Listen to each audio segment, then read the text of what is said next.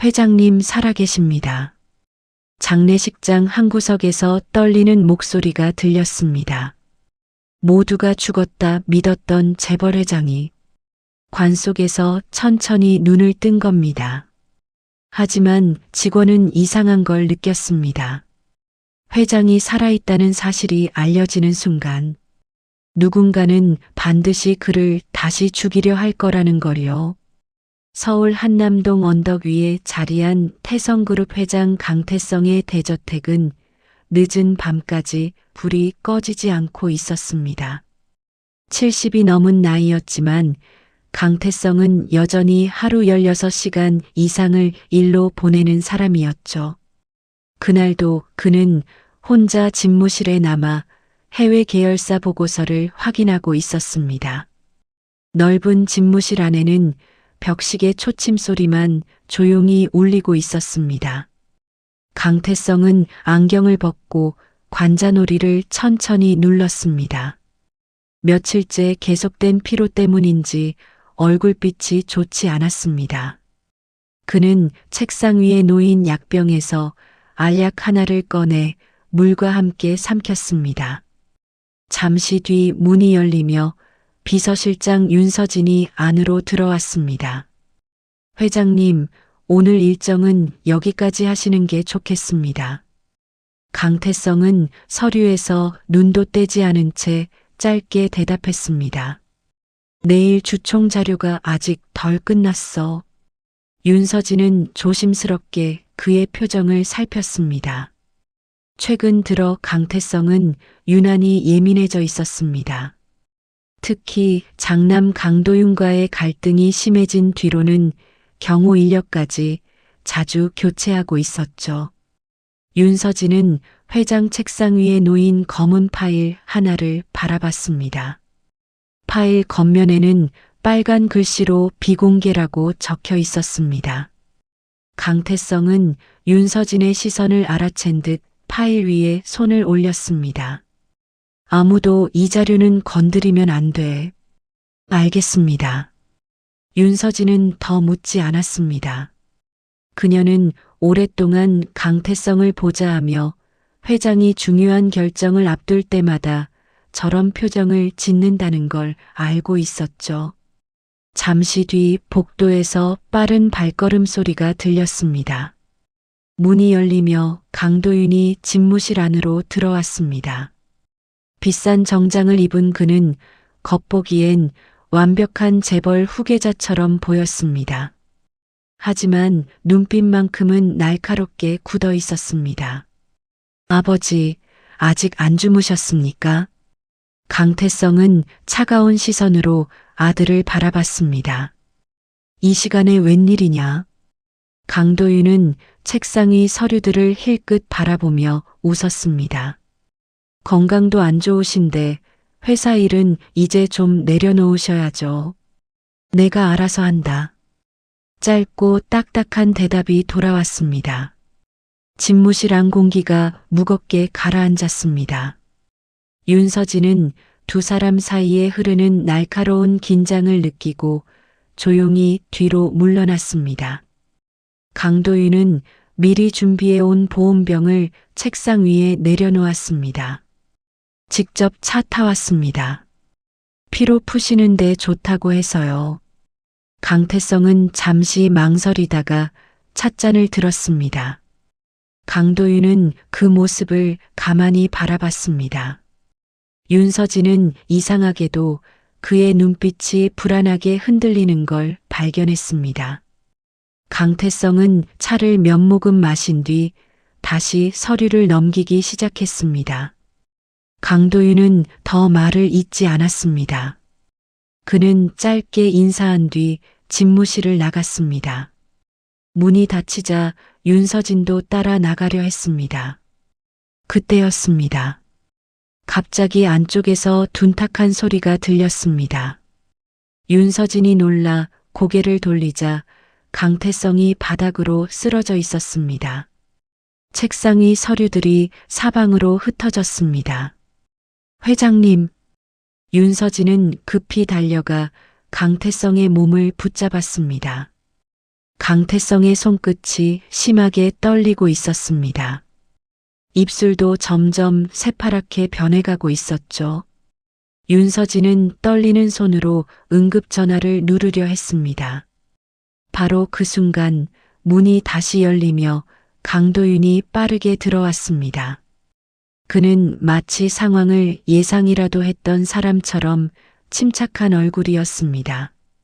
119 부르겠습니다.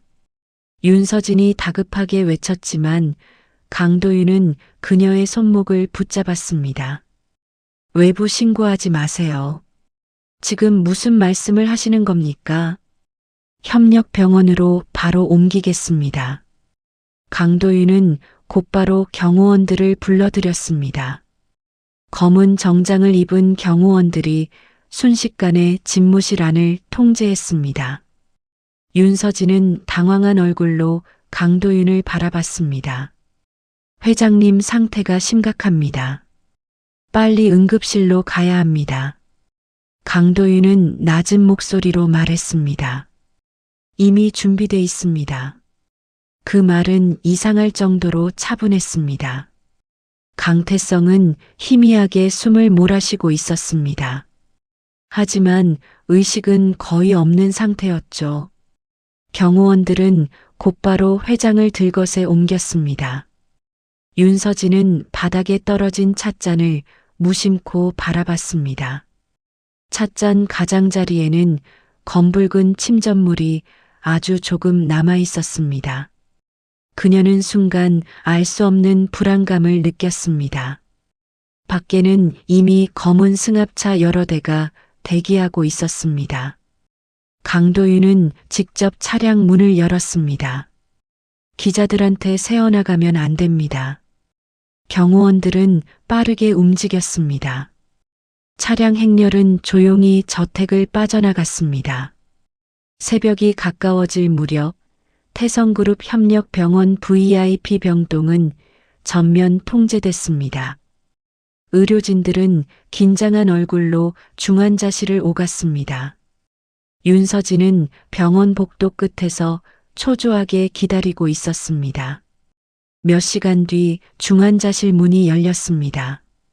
담당 의사가 무거운 표정으로 걸어 나왔습니다. 강도윤이 먼저 입을 열었습니다. 상태가 어떻습니까? 의사는 잠시 침묵하다 낮게 말했습니다. 심정지가 오래 지속됐습니다.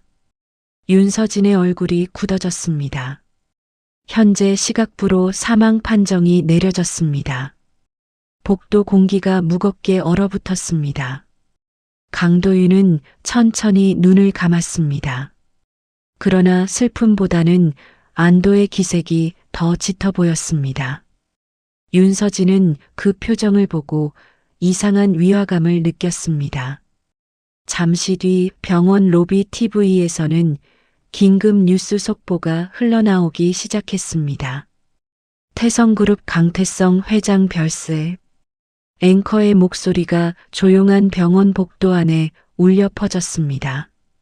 그리고 같은 시각 강도윤은 아무도 없는 병원 비상계단에서 누군가에게 짧은 전화를 걸고 있었습니다. 예정대로 진행하십시오. 그의 목소리는 놀라울 만큼 차갑고 담담했습니다. 강태성 회장의 장례식은 서울 최대 규모의 장례식장에서 치러지게 됐습니다. 정재계 인사들은 물론이고 방송국 취재진들까지 새벽부터 장례식장 앞에 몰려들었죠. 검은 양복을 입은 경호원들은 출입구마다 배치돼 사람들을 통제하고 있었습니다. 장례식장 로비에는 무거운 침묵이 깔려 있었습니다. 태성그룹 임원들은 모두 굳은 얼굴로 조문객들을 맞이하고 있었습니다. 하지만 그들의 표정 속에는 슬픔보다 긴장감이 더 짙게 묻어나고 있었죠. 상조회사 직원 박준호는 새벽 일찍 현장에 도착했습니다. 그는 VIP 장례 전담팀 소속으로 일한 지 벌써 8년째였습니다. 수많은 장례를 경험했지만 이번 현장은 분위기부터 달랐습니다. 장례식장 복도마다 검은 정장의 낯선 남자들이 서 있었기 때문이죠. 준호는 동료 직원 이광철과 함께 입관 준비를 시작했습니다. 재벌 회장 장례는 처음이지? 이광철이 낮은 목소리로 물었습니다. 준호는 짧게 고개를 끄덕였습니다. 분위기가 좀 이상하네요. 원래 돈 많은 집안 장례는 다 그래. 광철은 괜히 주변을 한 번 더 살폈습니다. 괜히 쓸데없는 말하지 말고 시키는 것만 하자. 준호는 대답 대신 고개만 끄덕였습니다. 그 역시 묘한 압박감을 느끼고 있었죠. 입관실 안은 조용했습니다. 강태성의 시신은 흰 천으로 단정하게 덮여 있었습니다. 준호는 장갑을 끼고 조심스럽게 상태를 확인하기 시작했습니다. 얼굴빛은 창백했지만 이상하게도 피부가 완전히 굳은 느낌은 아니었습니다. 준호는 잠시 손을 멈췄습니다. 보통 사망 시간이 지나면 몸이 더 차갑고 경직되기 마련이었죠. 그런데 강태성의 손끝에는 아주 미세한 온기가 남아 있었습니다. 준호는 순간 인상을 찌푸렸습니다. 내가 잘못 느낀 건가? 그는 다시 업무를 이어갔습니다. 입관 절차는 정해진 시간 안에 끝내야 했습니다. 밖에서는 조문객들이 계속 들어오고 있었죠. 준호는 강태성의 손을 정리하려다 갑자기 몸을 멈췄습니다. 손가락이 아주 미세하게 움직였기 때문입니다. 그는 놀란 얼굴로 손끝을 바라봤습니다. 하지만 다시 움직임은 없었습니다. 준호는 깊게 숨을 들이마셨습니다. 근육 반응일 수도 있어. 그는 애써 침착하려 했습니다. 그때였습니다. 강태성의 눈꺼풀이 천천히 떨렸습니다. 준호는 그대로 굳어버렸습니다. 눈앞에서 벌어진 일이 믿기지 않았죠. 강태성의 입술이 아주 희미하게 움직였습니다. 마치 숨을 들이쉬려는 사람처럼 가슴이 약하게 오르내렸습니다. 준호는 급히 주변을 둘러봤습니다.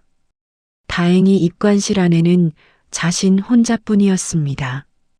그는 재빨리 강태성의 코 가까이에 손을 가져갔습니다. 아주 약했지만 분명히 숨결이 느껴졌습니다.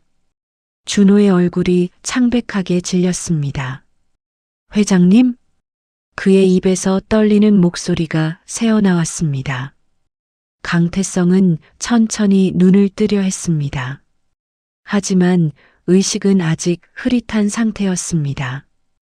입술 사이로 작은 신음 같은 소리가 흘러나왔죠. 준호는 급히 입관실 문으로 달려갔습니다. 누군가를 불러야 했습니다. 하지만 문을 열려던 순간 그는 걸음을 멈췄습니다. 복도 끝에 서 있는 낯선 남자들 때문이었습니다. 검은 정장을 입은 남자 셋이 입관실 방향을 뚫어지게 바라보고 있었죠. 그들의 허리춤에는 무전기가 달려 있었습니다. 일반 경호원들과는 분위기가 달랐습니다.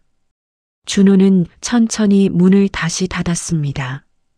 심장이 거칠게 뛰기 시작했습니다. 그는 갑자기 병원에서 본 뉴스 장면이 떠올랐습니다. 사망 발표가 너무 빨랐다는 생각도 함께 스쳐 지나갔죠. 준호는 다시 강태성에게 다가갔습니다. 강태성은 여전히 힘겹게 숨을 몰아쉬고 있었습니다. 준호는 급히 비상산소 장비를 가져왔습니다. 장례용 응급키트 안에는 간단한 산소 공급 장비가 들어 있었습니다. 그는 떨리는 손으로 산소 마스크를 회장의 얼굴에 씌웠습니다. 조금만 버티십시오. 준호는 자신도 모르게 중얼거렸습니다. 강태성의 손끝이 다시 한번 움직였습니다. 이번에는 준호의 팔목을 아주 약하게 붙잡았습니다. 준호는 숨을 삼켰습니다. 살아있는 사람이 분명했습니다. 하지만 동시에 알 수 없는 공포도 밀려왔습니다. 누군가는 이 사람이 죽었다고 발표했습니다. 그리고 지금도 밖에서는 장례 절차가 그대로 진행되고 있었죠. 그 순간 입관실 밖에서 거친 발걸음 소리가 들렸습니다. 준호는 깜짝 놀라 몸을 돌렸습니다. 복도에서 무전기 소리가 빠르게 오가고 있었습니다. 곧 입관 시작합니다. 외부 접근 통제 유지하십시오. 준호는 숨소리까지 죽였습니다. 문 손잡이가 천천히 움직였습니다. 누군가 입관실 안으로 들어오려 하고 있었죠. 준호는 재빨리 강태성 얼굴 위로 흰 천을 다시 덮었습니다. 문이 열리며 검은 정장을 입은 남자가 안으로 들어왔습니다. 그는 입관실 내부를 천천히 둘러봤습니다. 준비 끝났습니까? 준호는 애써 침착한 표정을 유지했습니다. 거의 끝났습니다. 남자는 강태성 쪽을 잠시 바라봤습니다. 그리고 낮은 목소리로 말했습니다. 곧 도련님 오십니다. 준호는 그 말에 긴장한 표정을 감추지 못했습니다. 남자는 더 이상 아무 말 없이 밖으로 나갔습니다. 문이 닫히자 준호는 길게 숨을 내쉬었습니다. 등줄기에는 식은땀이 흘러내리고 있었습니다. 그는 다시 강태성 쪽으로 다가갔습니다. 강태성의 호흡은 점점 더 불안정해지고 있었습니다. 이대로 두면 정말 위험할 수도 있었죠. 준호는 빠르게 주변을 둘러봤습니다. 입관실 뒤편에는 시신 이동용 보조 통로가 연결돼 있었습니다. 직원들만 사용하는 오래된 통로였습니다. 그는 결심한 듯 이를 악물었습니다. 그때 입관실 천장 구석에 달린 CCTV 화면이 눈에 들어왔습니다. 복도 화면 속에는 강도윤이 경호원들과 함께 이쪽으로 걸어오고 있었습니다. 강도윤의 표정은 싸늘하게 굳어 있었습니다. 준호는 자신도 모르게 중얼거렸습니다. 큰일 났네. 강도윤은 빠른 걸음으로 입관실을 향해 다가오고 있었습니다. 그리고 그 순간 관 속에 누워있던 강태성의 손끝이 다시 한번 천천히 움직였습니다. 입관실 안공기는 숨막힐 만큼 무겁게 가라앉아 있었습니다. 박준호는 CCTV 화면 속에서 점점 가까워지는 강도윤의 모습을 바라봤습니다. 복도에는 경호원들까지 따라붙어 있었습니다. 지금 문이 열리면 모든 게 끝날 수도 있었죠. 준호는 빠르게 주변을 둘러봤습니다. 입관실 뒤편에는 직원들만 사용하는 좁은 이동 통로가 연결돼 있었습니다. 원래는 조문객 눈에 띄지 않게 물품이나 운구 장비를 옮길 때 쓰는 길이었죠. 준호는 잠시 망설였습니다. 하지만 강태성의 거칠어진 숨소리를 듣는 순간 결심했습니다. 그는 재빨리 운구용 이동 카트를 끌어왔습니다. 그리고 강태성의 몸을 조심스럽게 카트 위로 옮기기 시작했습니다.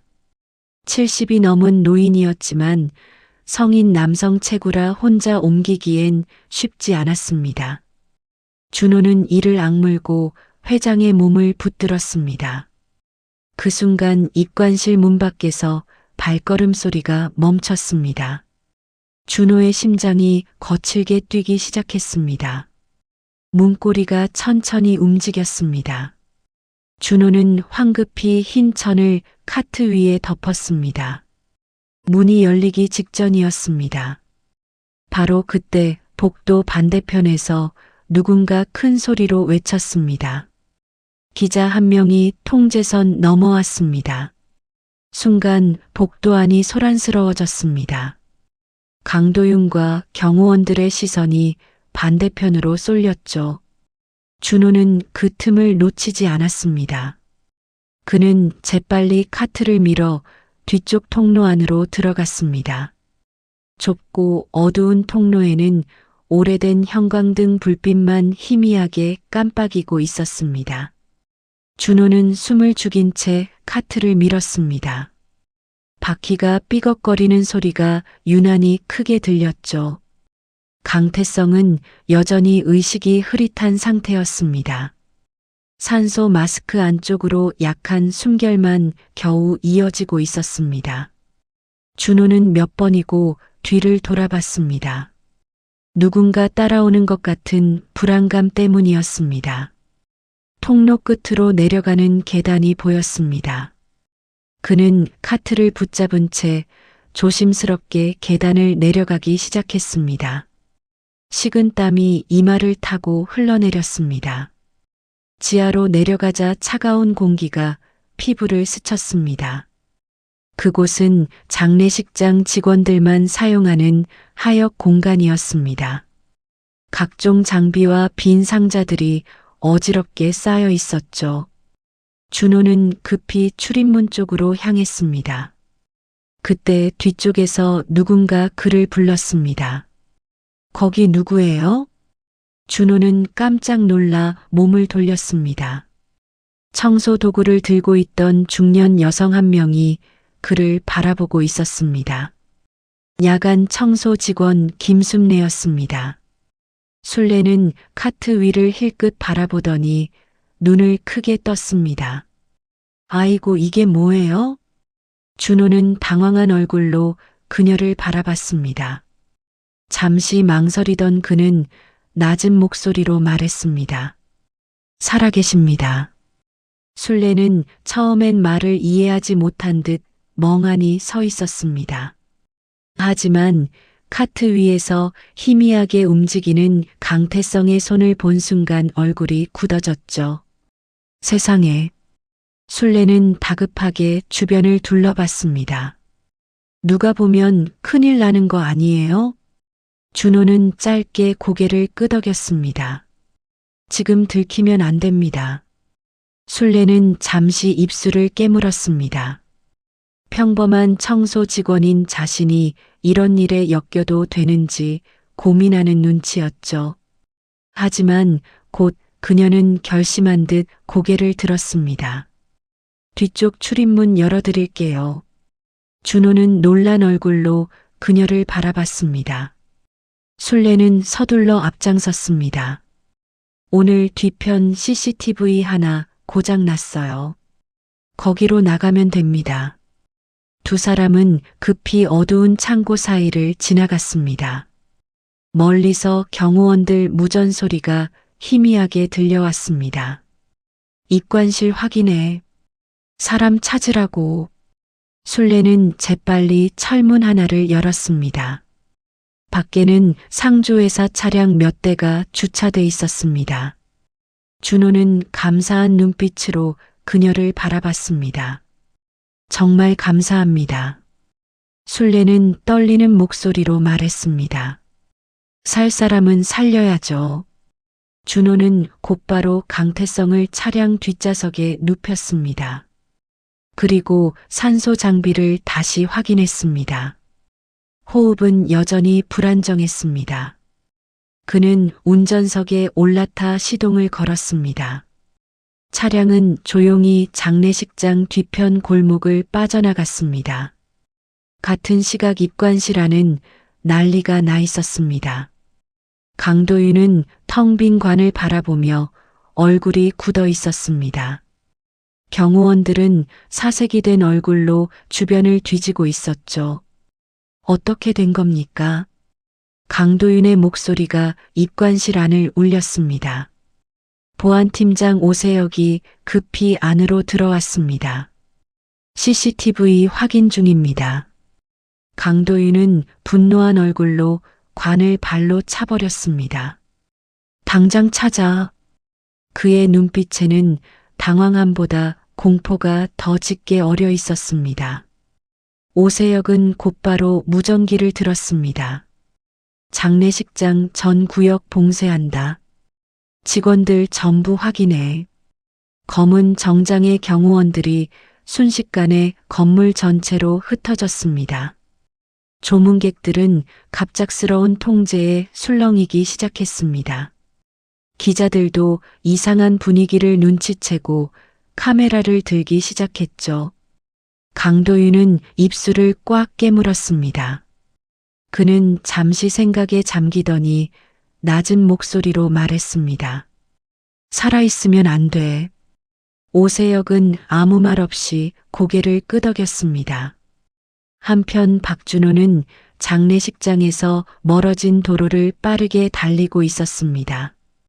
새벽도로 위로 빗방울이 하나둘 떨어지기 시작했습니다. 준호는 계속 백미러를 확인했습니다. 혹시라도 뒤따라오는 차량이 있을까 불안했죠. 강태성은 뒷좌석에서 희미하게 신음하고 있었습니다. 준호는 급히 휴대전화로 아는 번호 하나를 눌렀습니다. 잠시 뒤 중년 남성의 목소리가 들려왔습니다. 이 시간에 웬일이야? 준호는 다급하게 말했습니다. 한 선생님, 사람 하나 살려야 합니다.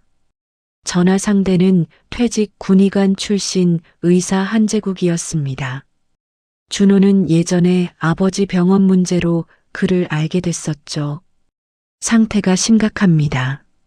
병원으로는 못 갑니다. 잠시 침묵이 흘렀습니다.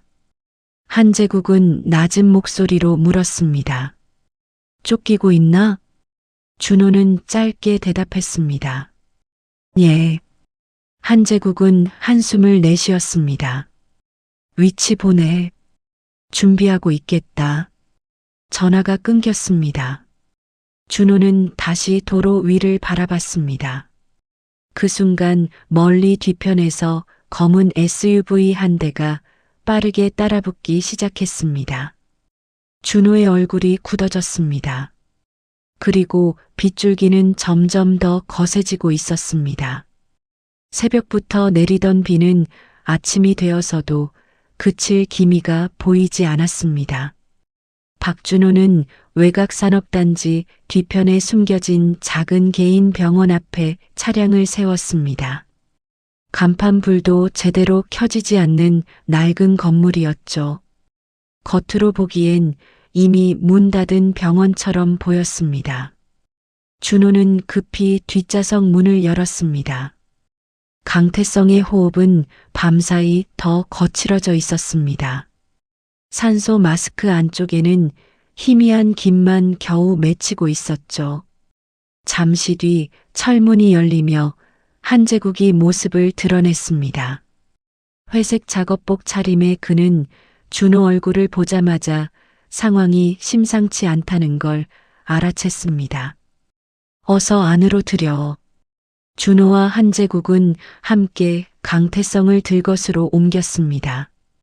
병원 안은 오래된 소독약 냄새로 가득했습니다.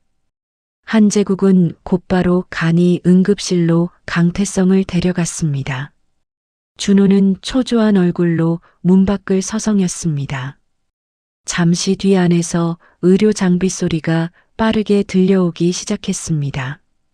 한재국은 혈압과 심박 수치를 확인하며 미간을 찌푸렸습니다. 이상하군. 그는 강태성 팔에 꽂힌 주사 자국을 유심히 살펴봤습니다. 보통 응급처치 흔적과는 달랐습니다. 한재국은 곧바로 혈액 샘플을 채취했습니다. 그리고 오래된 검사 장비를 돌리기 시작했죠. 준호는 초조하게 물었습니다. 상태 어떻습니까? 한재국은 모니터를 바라보며 낮게 말했습니다. 심장 문제만으로 이런 상태가 되긴 어렵네. 준호의 표정이 굳어졌습니다. 무슨 뜻입니까? 강한 신경 억제제가 들어간 것 같아. 준호는 순간 말을 잃었습니다. 한재국은 검사 수치를 다시 확인했습니다. 몸 기능을 강제로 떨어뜨려서 죽은 것처럼 보이게 만드는 종류야. 준호는 식은땀이 등을 타고 흘러내리는 걸 느꼈습니다. 장례식장에서 느꼈던 불안감이 점점 현실이 되어가고 있었죠. 한재국은 강태성 눈동자 반응을 확인하며 말을 이었습니다. 조금만 늦었어도 진짜 위험했네. 준호는 침묵한 채 회장을 바라봤습니다. 강태성은 아직 의식을 완전히 회복하지 못한 상태였습니다. 하지만 손끝은 미세하게 움직이고 있었습니다. 한재국은 진지한 얼굴로 준호를 바라봤습니다. 대체 이 사람이 누군데? 준호는 잠시 망설였습니다. 그리고 낮게 말했습니다. 강태성 회장입니다. 순간 한재국 표정이 굳었습니다. 그는 믿기지 않는 얼굴로 침대 위 노인을 다시 바라봤습니다. 뉴스에선 분명 죽었다고. 저도 그렇게 알고 있었습니다. 짧은 침묵이 흘렀습니다. 한재국은 곧 창문 블라인드를 모두 내렸습니다. 그리고 병원 출입문 잠금 상태까지 다시 확인했죠. 당분간 여기 아무도 못 들어오게 할 거다. 준호는 고개를 숙였습니다. 부탁드립니다. 한편 태성그룹 본사 상황은 더 심각하게 돌아가고 있었습니다. 강도윤은 그룹 비상회의실 안에서 임원들을 노려보고 있었습니다. 대형 스크린에는 장례식장 CCTV 영상이 반복 재생되고 있었죠. 영상 속 박준호는 웅구 카트를 밀고 사라지고 있었습니다. 강도윤은 차가운 목소리로 입을 열었습니다. 저 직원부터 찾으십시오. 보안팀장 오세혁이 고개를 숙였습니다. 이미 차량 동선 추적 중입니다. 법무팀장 최민석도 자리에서 일어났습니다. 경찰에는 시신 도난 사건으로 접수했습니다. 강도윤은 짜증 섞인 얼굴로 물었습니다. 언론은 아직 단순 해프닝 정도로 막고 있습니다. 강도윤은 깊게 한숨을 내쉬었습니다. 그러나 그의 눈빛은 점점 더 날카로워지고 있었습니다. 절대 살아서 나타나면 안 됩니다. 회의실 안 공기가 얼어붙었습니다. 임원들은 서로 눈치만 살폈습니다. 아무도 쉽게 입을 열지 못했죠. 그때 회의실 문이 조심스럽게 열렸습니다. 윤서진이 서류철 하나를 들고 안으로 들어왔습니다. 강도윤은 불쾌한 표정으로 그녀를 바라봤습니다. 무슨 일입니까? 윤서진은 담담한 표정으로 대답했습니다. 회장님, 유 원장 관련 자료 확인이 필요합니다. 강도윤 얼굴이 순간 굳었습니다. 하지만 그는 곧 아무렇지 않은 척 웃어 보였습니다. 변호사 통해 정리 중입니다. 원본 확인이 필요합니다. 윤서진은 물러서지 않았습니다. 강도윤은 천천히 자리에서 일어났습니다. 지금은 장례부터 치르는 게 우선 아닙니까? 윤서진은 잠시 그를 바라봤습니다. 그리고 조용히 고개를 숙였습니다. 알겠습니다. 그녀는 그대로 회의실 밖으로 나왔습니다. 문이 닫히는 순간 윤서진 표정이 차갑게 굳었습니다. 그녀는 곧바로 비서실 서버실로 향했습니다. 복도에는 긴장한 직원들이 빠르게 오가고 있었습니다. 태성그룹 내부는 이미 비상 상황처럼 움직이고 있었죠. 윤서진은 출입카드를 이용해 서버실 문을 열었습니다. 그리고 컴퓨터 앞에 앉아 회장 개인 문서 기록을 확인하기 시작했습니다. 수많은 파일 목록 사이에서 그녀의 손이 멈췄습니다. 유 원장 최종본. 하지만 파일은 삭제된 상태였습니다. 윤서진은 눈살을 찌푸렸습니다. 강태성은 중요한 문서를 함부로 삭제하는 사람이 아니었죠. 그녀는 복구 프로그램을 돌리기 시작했습니다. 잠시 뒤 삭제 이력이 화면에 떠올랐습니다. 삭제 시간은 강태성이 쓰러진 직후였습니다. 그리고 마지막 접속 계정은 단 하나였습니다. 강도윤. 윤서진의 표정이 굳어졌습니다. 그녀는 급히 추가 로그 기록까지 확인했습니다. 같은 시간대 그룹 법무팀 계정도 함께 접속돼 있었습니다. 윤서진은 천천히 숨을 들이마셨습니다. 모든 상황이 이상하게 맞아떨어지고 있었습니다. 그 순간 뒤쪽에서 낮은 목소리가 들렸습니다. 뭘 찾고 계십니까? 윤서진은 깜짝 놀라 몸을 돌렸습니다. 최민석이 서버실 입구에 서 있었습니다. 그는 얇게 웃고 있었지만 눈빛은 차갑게 가라앉아 있었죠. 윤서진은 재빨리 화면을 닫았습니다. 업무 정리 중이었습니다. 최민석은 천천히 안으로 걸어왔습니다. 지금 회사 분위기 아시잖습니까? 그는 윤서진 책상 위를 천천히 훑어봤습니다. 괜한 오해받을 행동은 안 하시는 게 좋을 겁니다. 윤서진은 아무 말 없이 그를 바라봤습니다. 최민석은 의미심장한 미소를 남긴 채 서버실을 나갔습니다. 문이 닫히자 윤서진은 긴 숨을 내쉬었습니다. 그리고 천천히 모니터를 다시 바라봤습니다. 화면 한쪽에는 삭제된 파일 일부가 복구되고 있었습니다. 그 안에는 짧은 문장 하나가 남아 있었습니다. 후계 승계 전면 재검토. 윤서진의 눈빛이 흔들렸습니다.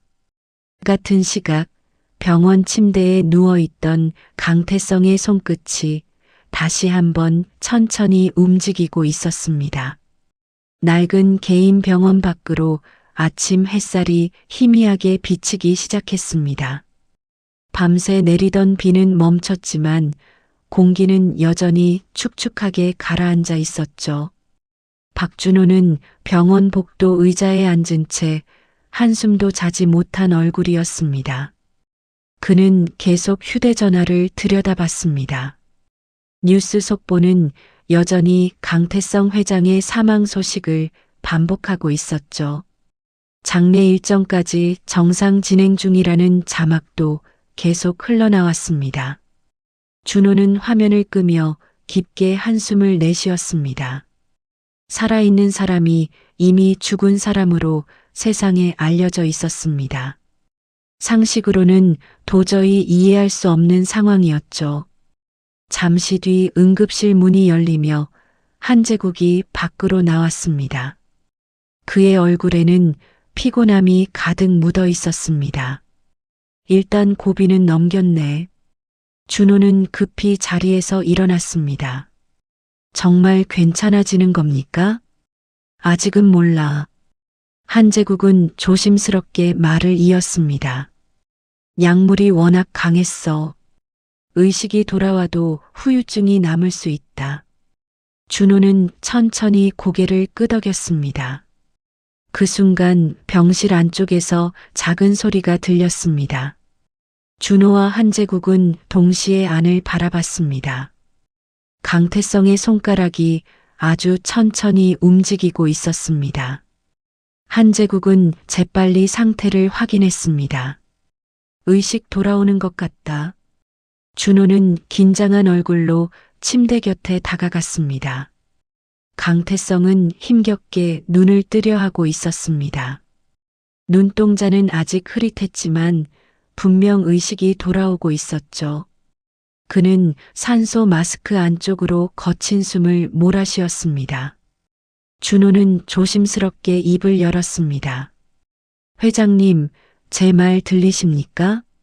강태성의 눈동자가 천천히 움직였습니다. 그는 준호 얼굴을 바라보려 애썼습니다. 하지만 몸에는 여전히 힘이 들어가지 않았죠. 한재국은 혈압 수치를 확인하며 말했습니다. 무리하게 말 시키지 마. 강태성은 떨리는 손을 천천히 들어 올렸습니다. 준호는 급히 그의 손을 붙잡았습니다. 그러자 강태성은 손가락으로 침대 시트를 긁기 시작했습니다. 아주 느리고 힘없는 움직임이었죠. 준호는 자세히 내려다봤습니다. 강태성은 숫자를 쓰고 있었습니다. 417. 준호는 눈살을 찌푸렸습니다. 강태성은 다시 힘겹게 숫자를 이어갔습니다. 295. 그러다 갑자기 손 힘이 풀리며 멈췄습니다. 심박계 소리가 불안정하게 흔들렸습니다. 한재국은 급히 산소량을 조절했습니다. 지금은 쉬게 해야 해. 준호는 시트에 남겨진 숫자를 멍하니 바라봤습니다. 그 숫자가 머릿속에 계속 맴돌았습니다. 잠시 뒤 병원 밖에서 차량 소리가 들렸습니다. 준호는 본능적으로 창문 쪽을 바라봤습니다. 검은 승합차 한 대가 골목 입구를 천천히 지나가고 있었습니다. 준호 얼굴이 굳어졌습니다. 혹시 추적당한 건 아닌지 불안했죠. 한재국도 창밖을 살폈습니다. 여기 오래 있으면 안 되겠군. 준호는 낮은 목소리로 말했습니다. 찾아낼 겁니다. 한재국은 진지한 얼굴로 고개를 끄덕였습니다. 그 전에 왜 이런 일이 벌어진 건지부터 알아야 해. 준호는 침묵했습니다. 하지만 머릿속은 점점 복잡해지고 있었습니다. 그 숫자가 단순한 의미는 아닐 거라는 생각 때문이었죠. 한편 태성그룹 본사에서는 경찰 조사가 본격적으로 시작되고 있었습니다. 형사 박동식은 장례식장 CCTV 자료를 넘겨받고 있었습니다. 그는 형사 생활만 15년째인 베테랑이었습니다. 처음 사건을 맡았을 때만 해도 단순 시신 도난 사건 정도로 생각했죠. 하지만 장례식장 분위기는 지나치게 예민했습니다. 경찰보다 그룹 보안팀이 더 적극적으로 움직이고 있었기 때문입니다. 박동식은 CCTV 영상을 천천히 돌려봤습니다. 영상 속 박준호는 분명 무언가를 숨기듯 움직이고 있었습니다. 하지만 이상한 점도 함께 보였죠. 입관실 주변에 있던 경호원 숫자가 유난히 많았습니다. 게다가 회장 사망 직후부터 장례 절차가 지나치게 빨랐습니다. 박동식은 영상을 멈춘 뒤 혼잣말처럼 중얼거렸습니다. 뭔가 냄새가 나는데. 그때 옆에 있던 후배 형사가 조심스럽게 말했습니다. 팀장님, 위에서 빨리 정리하랍니다. 누가? 윗선에서요. 박동식은 피식 웃었습니다. 사건 시작도 안 했는데 벌써 정리하라고? 후배 형사는 난처한 표정을 지었습니다. 박동식은 다시 화면을 바라봤습니다. 그리고 입관실 안으로 들어갔다가 나온 경호원 얼굴을 확대했습니다. 이 사람 누구야? 태성그룹 보안팀장 오세혁이라고 합니다. 박동식 눈빛이 가늘어졌습니다. 오세혁 이름은 경찰 내부에서도 꽤 유명했죠. 전직 특수부대 출신의 그룹 해결사 역할로 알려진 인물이었습니다. 박동식은 천천히 의자에 몸을 기대었습니다. 재벌 회장 장례에 해결사까지 붙어 있었다. 그는 직감적으로 이 사건이 단순하지 않다는 걸 느끼고 있었습니다. 같은 시각 윤서진은 자신의 사무실 안에서 복구된 파일을 다시 확인하고 있었습니다. 삭제된 유언장 일부 내용은 여전히 손상된 상태였습니다. 하지만 몇 줄 정도는 읽을 수 있었죠. 현 경영 구조 재검토, 강도윤 승계 보류, 윤서진의 표정이 점점 굳어졌습니다. 그녀는 곧바로 회장 개인 금고 기록까지 확인하기 시작했습니다. 그러다 특정 금고 번호 하나를 발견했습니다. VIP 금고 41,729. 윤서진은 순간 숨을 멈췄습니다. 조금 전 복구된 파일 기록과 숫자가 일치했기 때문이죠. 그녀는 급히 자리에서 일어났습니다. 그 순간 사무실 문이 열렸습니다. 강도윤이 안으로 들어오고 있었습니다. 그는 차가운 얼굴로 윤서진을 바라봤습니다. 아직도 아버지 자료 정리 중입니까? 윤서진은 침착하게 모니터 화면을 껐습니다. 남은 업무가 많습니다. 강도윤은 천천히 그녀 쪽으로 다가왔습니다. 그리고 낮은 목소리로 말했습니다. 쓸데없는 호기심은 오래 못 갑니다. 윤서진 눈빛이 흔들렸습니다. 강도윤은 의미심장한 미소를 남긴 채 돌아섰습니다. 문이 닫히자 윤서진은 급히 휴대전화를 집어들었습니다. 그리고 망설임 끝에 박준호 번호를 눌렀습니다. 병원 복도에 앉아있던 준호의 전화가 조용히 울리기 시작했습니다. 병원 복도에 울리던 휴대전화 진동 소리는 유난히 크게 느껴졌습니다. 박준호는 액정에 뜬 이름을 보고 잠시 망설였습니다. 윤서진 비서실장. 그는 조심스럽게 통화 버튼을 눌렀습니다. 전화기 너머에서는 숨을 죽인 듯한 목소리가 들려왔습니다. 박준호 씨 맞습니까? 준호는 주변을 한번 살핀 뒤 낮게 대답했습니다. 맞습니다. 잠시 침묵이 흘렀습니다. 윤서진은 신중하게 말을 골랐습니다. 회장님 살아계신 거죠? 준호의 표정이 굳어졌습니다. 쉽게 대답할 수 없는 질문이었죠. 하지만 윤서진 목소리에는 이미 확신이 담겨 있었습니다. 준호는 결국 짧게 말했습니다. 예.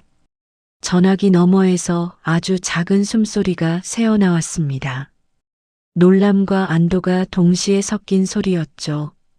윤서진은 곧바로 말을 이었습니다. 지금 어디십니까? 그건 말씀드릴 수 없습니다. 이해합니다. 윤서진은 서두르지 않았습니다. 오히려 더 차분한 목소리로 말을 이어갔죠. 하지만 회장님을 살리려면 저도 알아야 하는 게 있습니다. 준호는 아무 말 없이 복도 창밖만 바라봤습니다. 비에 젖은 회색 도로가 축축하게 빛나고 있었습니다. 윤서진은 조심스럽게 입을 열었습니다. 회장님 유언장이 삭제됐습니다. 준호 눈빛이 흔들렸습니다. 삭제요? 강도윤 부회장 계정으로 접속 기록이 남아 있었습니다. 준호는 천천히 몸을 일으켰습니다. 병실 안쪽에서는 심박계 소리가 일정하게 울리고 있었죠. 그럼 회장님이 쓰러진 것도. 윤서진은 곧바로 대답하지 않았습니다. 하지만 짧은 침묵만으로도 충분했습니다. 준호는 입술을 굳게 다물었습니다. 윤서진은 다시 말을 이었습니다. 회장님이 남긴 숫자 같은 건 없었습니까? 준호는 순간 눈빛이 변했습니다. 어떻게 아셨습니까? 회장님은 중요한 자료를 숫자로 남기는 습관이 있었습니다. 준호는 시트 위에 적혀있던 숫자를 떠올렸습니다. 윤서진은 숨을 삼킨 뒤 낮게 말했습니다. 그 번호 회장님 개인 금고 번호입니다. 준호 얼굴이 굳었습니다. 그 안에 뭐가 있는 겁니까? 원본 유언장일 가능성이 큽니다. 병실 안 공기가 무겁게 가라앉았습니다. 준호는 천천히 강태성을 바라봤습니다. 회장은 아직 눈을 감은 채 산소 마스크에 의지하고 있었습니다. 윤서진은 빠르게 말을 이었습니다. 강도윤 부회장은 지금 회장님 생존 사실을 숨기려고 움직이고 있습니다. 이미 알고 있었습니다. 그쪽도 위험합니다. 준호는 말없이 창밖만 바라봤습니다. 그는 평범한 상조회사 직원일 뿐이었습니다. 그런데 어느새 재벌가 경영권 싸움 한가운데 들어와 있었죠. 윤서진은 단호한 목소리로 말했습니다. 회장님이 살아계신다면 진실을 밝혀야 합니다. 준호는 한참 뒤 짧게 대답했습니다. 금고는 어디 있습니까? 한편 태성그룹 본사에서는 긴급 임원회의가 계속 이어지고 있었습니다. 회의실 안공기는 얼어붙은 듯 차가웠습니다. 강도윤은 아무 말 없이 창밖만 바라보고 있었습니다. 테이블 위에는 장례식장 CCTV 캡처 사진들이 놓여 있었죠. 그 중에는 박준호 얼굴도 선명하게 찍혀 있었습니다. 보안팀장 오세혁이 조심스럽게 입을 열었습니다. 차량은 아직 못 찾았습니다. 강도윤은 천천히 몸을 돌렸습니다. 그의 얼굴에는 피곤함보다 초조함이 더 짙게 묻어 있었습니다. 경찰은? 법무팀장 최민석이 서류를 넘기며 대답했습니다. 단순 절도 사건으로 몰아가고 있습니다. 강도윤은 짜증 섞인 표정으로 미간을 눌렀습니다. 언론은 계속 장래 이야기만 하게 만들어 이미 작업 중입니다. 최민석은 차분하게 대답했습니다. 회장님 생존설은 음모론 정도로 정리될 겁니다. 강도윤은 대답 대신 깊은 숨을 내쉬었습니다. 하지만 그의 손끝은 미세하게 떨리고 있었습니다. 그는 지금 가장 두려운 상황이 무엇인지 잘 알고 있었죠. 강태성이 직접 모습을 드러내는 것. 그 순간 모든 계획은 끝나게 됩니다.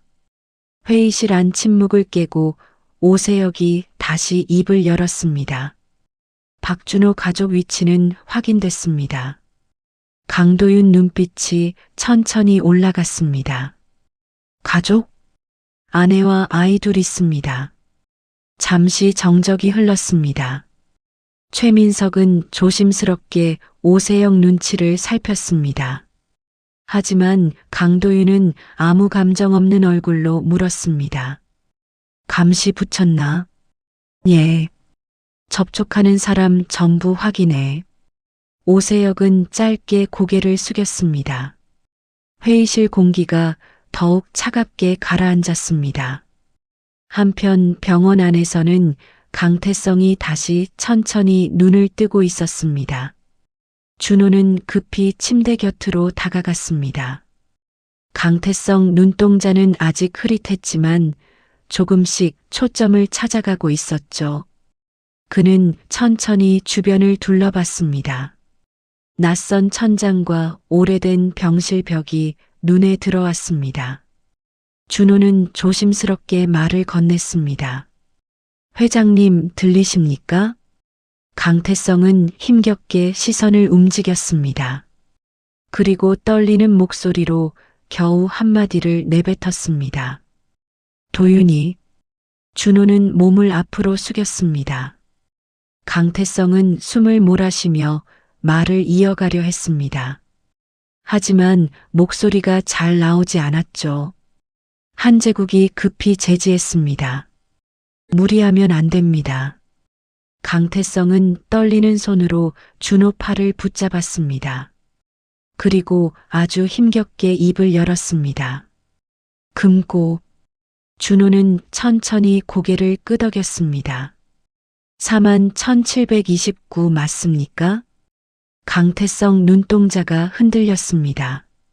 그는 아주 약하게 고개를 끄덕였습니다. 그리고 떨리는 입술로 힘겹게 말을 이었습니다. 막아야 해. 준호는 침묵했습니다. 강태성 눈가에는 깊은 절망이 어려 있었습니다. 아들이 자신을 죽이려 했다는 사실을 받아들이고 있는 얼굴이었죠. 그 순간 병원 밖에서 차량 급정거 소리가 들렸습니다. 준호와 한재국은 동시에 창밖을 바라봤습니다. 검은 SUV 2대가 병원 앞 골목에 멈춰 서고 있었습니다. 차 문이 열리며 검은 정장의 남자들이 빠르게 내리기 시작했습니다. 준호 얼굴이 굳어졌습니다. 오세혁의 사람들이었습니다. 병원 앞에 멈춰선 검은 SUV에서는 검은 정장을 입은 남자들이 빠르게 쏟아져 나오고 있었습니다. 그들의 움직임은 일반 경호원과 달랐습니다. 목적이 분명한 사람들처럼 망설임 없이 건물 입구로 향하고 있었죠. 박준호는 창문 틈으로 그 모습을 확인하자마자 얼굴이 굳었습니다. 찾아왔습니다. 한재국도 급히 창밖을 내다봤습니다. 그는 낮게 욕설을 내뱉으며 병실 문을 닫았습니다. 여기 위치 어떻게 안 거야? 준호는 빠르게 머리를 굴렸습니다. 추적당할 만한 행동은 최대한 피했다고 생각했죠. 하지만 상대는 대기업 보안팀이었습니다. 휴대전화 위치 추적 정도는 어렵지 않았을 겁니다. 복도 끝에서는 벌써 거친 발걸음 소리가 들려오기 시작했습니다. 한재국은 병원 뒤편 구조를 떠올렸습니다. 뒤쪽 비상 통로가 하나 있긴 해. 준호는 곧바로 고개를 돌렸습니다. 어디로 연결됩니까? 폐창고 쪽이다. 준호는 지체하지 않았습니다. 그는 재빨리 산소통과 이동용 휠체어를 끌어왔습니다. 강태성은 아직 혼자 몸을 움직일 상태가 아니었죠. 준호는 조심스럽게 회장을 휠체어에 앉혔습니다. 강태성은 희미하게 숨을 몰아쉬며 눈을 감고 있었습니다. 하지만 상황이 심상치 않다는 건 느끼고 있는 듯 했죠. 복도 밖에서는 벌써 문 두드리는 소리가 들렸습니다. 문 여십시오. 낮고 거친 목소리였습니다. 한재국은 재빨리 형광등 일부를 꺼버렸습니다. 병원 안은 더 어두워졌습니다. 준호는 휠체어를 밀며 낮게 말했습니다. 뒤는 제가 맡겠습니다. 무슨 소리야? 회장님부터 빼내야 합니다. 한재국은 잠시 준호를 바라봤습니다. 상조회사 직원에 불과했던 남자가 어느새 목숨 걸고 움직이고 있었죠. 그는 짧게 고개를 끄덕였습니다. 왼쪽 복도로 가면 된다. 그 순간 정문 쪽에서 무언가 부서지는 소리가 울렸습니다. 남자들이 강제로 문을 열고 들어온 것이었습니다. 준호는 곧바로 휠체어를 밀기 시작했습니다. 좁은 복도를 지나자 오래된 비상문 하나가 나타났습니다. 한재국은 숨겨진 열쇠를 꺼내 문을 열었습니다. 차가운 바람이 안으로 밀려 들어왔습니다. 밖은 아직 비에 젖은 새벽 공기가 남아 있었죠. 준호는 휠체어를 밀고 어두운 골목으로 빠져나갔습니다. 한재국은 뒤를 돌아 병원 안을 바라봤습니다. 복도 끝에서는 벌써 손전등 불빛이 흔들리고 있었습니다. 여기 있나 확인해. 거친 목소리가 울려 퍼졌죠. 한재국은 재빨리 비상문을 닫았습니다. 그리고 문 앞에 철제 선반까지 밀어 막아버렸습니다. 잠시 뒤 병원 안쪽에서 남자들의 고함 소리가 터져 나왔습니다. 준호는 휠체어를 밀며 폐창고 방향으로 뛰기 시작했습니다. 바닥은 빗물 때문에 미끄러웠습니다. 강태성은 거친 숨을 몰아쉬며 힘겹게 눈을 떴습니다. 준호는 계속 주변을 살폈습니다. 언제 뒤쫓아올지 모르는 상황이었죠. 멀리 공장 굴뚝 사이로 희미한 새벽빛이 번지고 있었습니다. 그 순간 준호 휴대전화가 다시 진동했습니다. 윤서진이었습니다. 준호는 잠시 망설이다 전화를 받았습니다. 지금 위험합니다. 윤서진 목소리도 다급했습니다. 오세혁 팀이 병원 위치 알아냈습니다. 준호는 짧게 대답했습니다. 이미 왔습니다. 잠시 숨먹는 정적이 흘렀습니다. 윤서진은 곧바로 말을 이었습니다. 회장님, 금고 위치 찾았습니다. 준호 걸음이 잠시 멈췄습니다. 어딥니까? 회장님, 한남동 저택 서재 안쪽 비밀 금고입니다. 준호는 깊게 숨을 들이마셨습니다. 지금 그곳은 가장 위험한 장소이기도 했죠. 윤서진은 낮게 말을 이었습니다. 하지만 거기 원본 유원장 있을 가능성이 큽니다. 준호는 뒤를 돌아봤습니다. 멀리 병원 방향에서 남자들이 뛰어나오는 모습이 보였습니다. 손전등 불빛이 골목 사이를 훑고 있었죠. 나중에 다시 연락드리겠습니다. 준호는 급히 전화를 끊었습니다. 그는 휠체어를 더 빠르게 밀기 시작했습니다. 강태성은 희미하게 눈을 뜬 채 준호를 바라봤습니다. 그 눈빛에는 불안과 절망이 함께 어려 있었습니다. 한편 태성그룹 본사 지하 상황실에서는 오세혁이 무전기를 들고 서 있었습니다.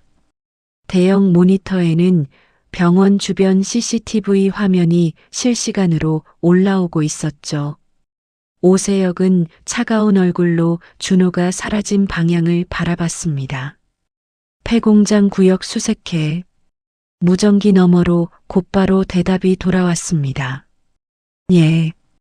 오세혁은 잠시 침묵하다가 다시 입을 열었습니다. 회장님 상태는 확인되면 바로 보고한다. 부하 직원 하나가 조심스럽게 물었습니다. 만약 정말 살아계시면. 오세혁 눈빛이 싸늘하게 내려앉았습니다. 확인만 하라고 했나? 직원 얼굴이 굳었습니다. 오세혁은 천천히 시선을 돌렸습니다. 그는 이미 강도윤에게 직접 지시를 받은 상태였습니다. 살아서 돌아오게 두지 말 것. 그 한마디면 충분했죠. 같은 시각 강도윤은 회장 집무실 안에 혼자 앉아 있었습니다. 어두운 방 안에는 스탠드 불빛만 희미하게 켜져 있었죠.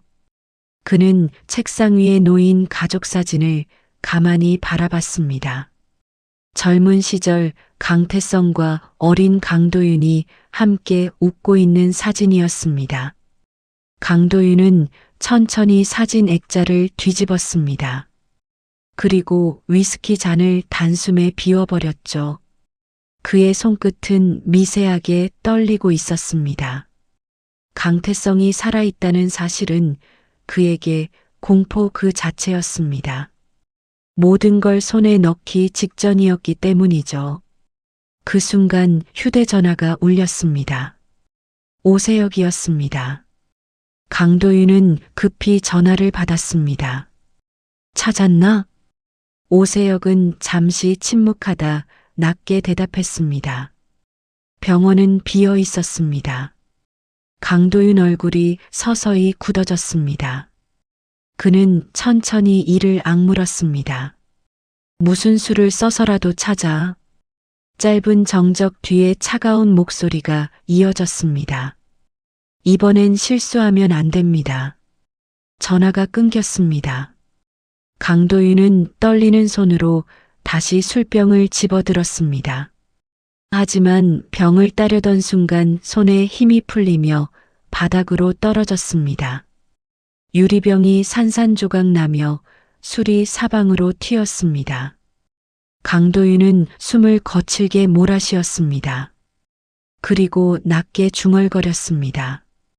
왜 살아난 거야? 한편 준호는 폐창고 안으로 강태성을 옮긴 뒤 거친 숨을 몰아쉬고 있었습니다. 창고 안은 먼지 냄새와 녹슨 쇠 냄새로 가득했죠. 그는 입구를 막을 만한 철제 물건들을 끌어다 세우기 시작했습니다. 그 순간 강태성이 떨리는 손으로 그의 팔을 붙잡았습니다. 준호가 몸을 숙이자 강태성은 아주 힘겹게 입을 열었습니다. 서재. 준호는 조용히 귀를 가까이 가져갔습니다. 강태성은 거의 들리지 않는 목소리로 말을 이었습니다. USB. 준호의 눈빛이 천천히 흔들렸습니다. 모든 진실이 이제 그 안에 있다는 걸 직감한 순간이었습니다. 폐창고 안은 오래된 먼지 냄새와 차가운 쇳내로 가득했습니다. 박준호는 입구 쪽에 철제 선반과 폐자재를 끌어다 쌓아두고 있었습니다. 밖에서 누군가 들어오려면 시간을 벌 수 있게 하려는 것이었죠. 강태성은 창고 구석 낡은 소파에 기대 누워 있었습니다. 호흡은 조금 안정됐지만 얼굴은 여전히 창백했습니다. 준호는 물병을 건네며 조심스럽게 물었습니다. 서재 안 USB 말씀하시는 겁니까? 강태성은 힘겹게 눈을 떴습니다. 그리고 아주 천천히 고개를 끄덕였습니다. 반드시 가져와야 해. 목소리는 거의 바람처럼 약했습니다. 준호는 침묵한 채 회장을 바라봤습니다. 이제 상황은 단순히 사람 한 명을 살리는 수준이 아니었습니다.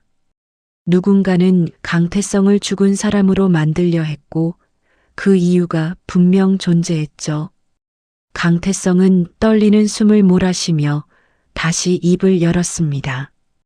유원장도. 준호는 낮게 물었습니다. 강도윤 부회장이 회장님을 죽이려 한 겁니까? 강태성 눈빛이 흔들렸습니다. 그는 한동안 말을 잇지 못했습니다. 자신의 아들을 직접 입에 올리는 일 자체가 괴로운 듯했죠. 하지만 결국 아주 작게 고개를 끄덕였습니다. 준호는 깊은 숨을 내쉬었습니다. 누남 노인은 재벌 회장이기 전에 아들에게 배신당한 아버지였습니다. 그 순간 준호 휴대전화가 다시 울렸습니다. 윤서진이었습니다. 준호는 곧바로 통화를 연결했습니다. 지금 안전하십니까? 잠시 몸 숨겼습니다.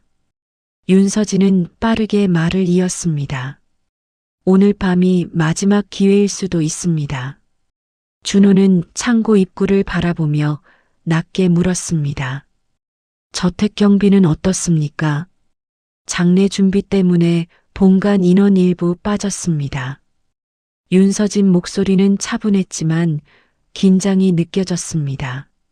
하지만 오세혁 팀이 계속 순찰 중입니다. 준호는 잠시 생각에 잠겼습니다. 지금 저택으로 들어가는 건 위험했습니다.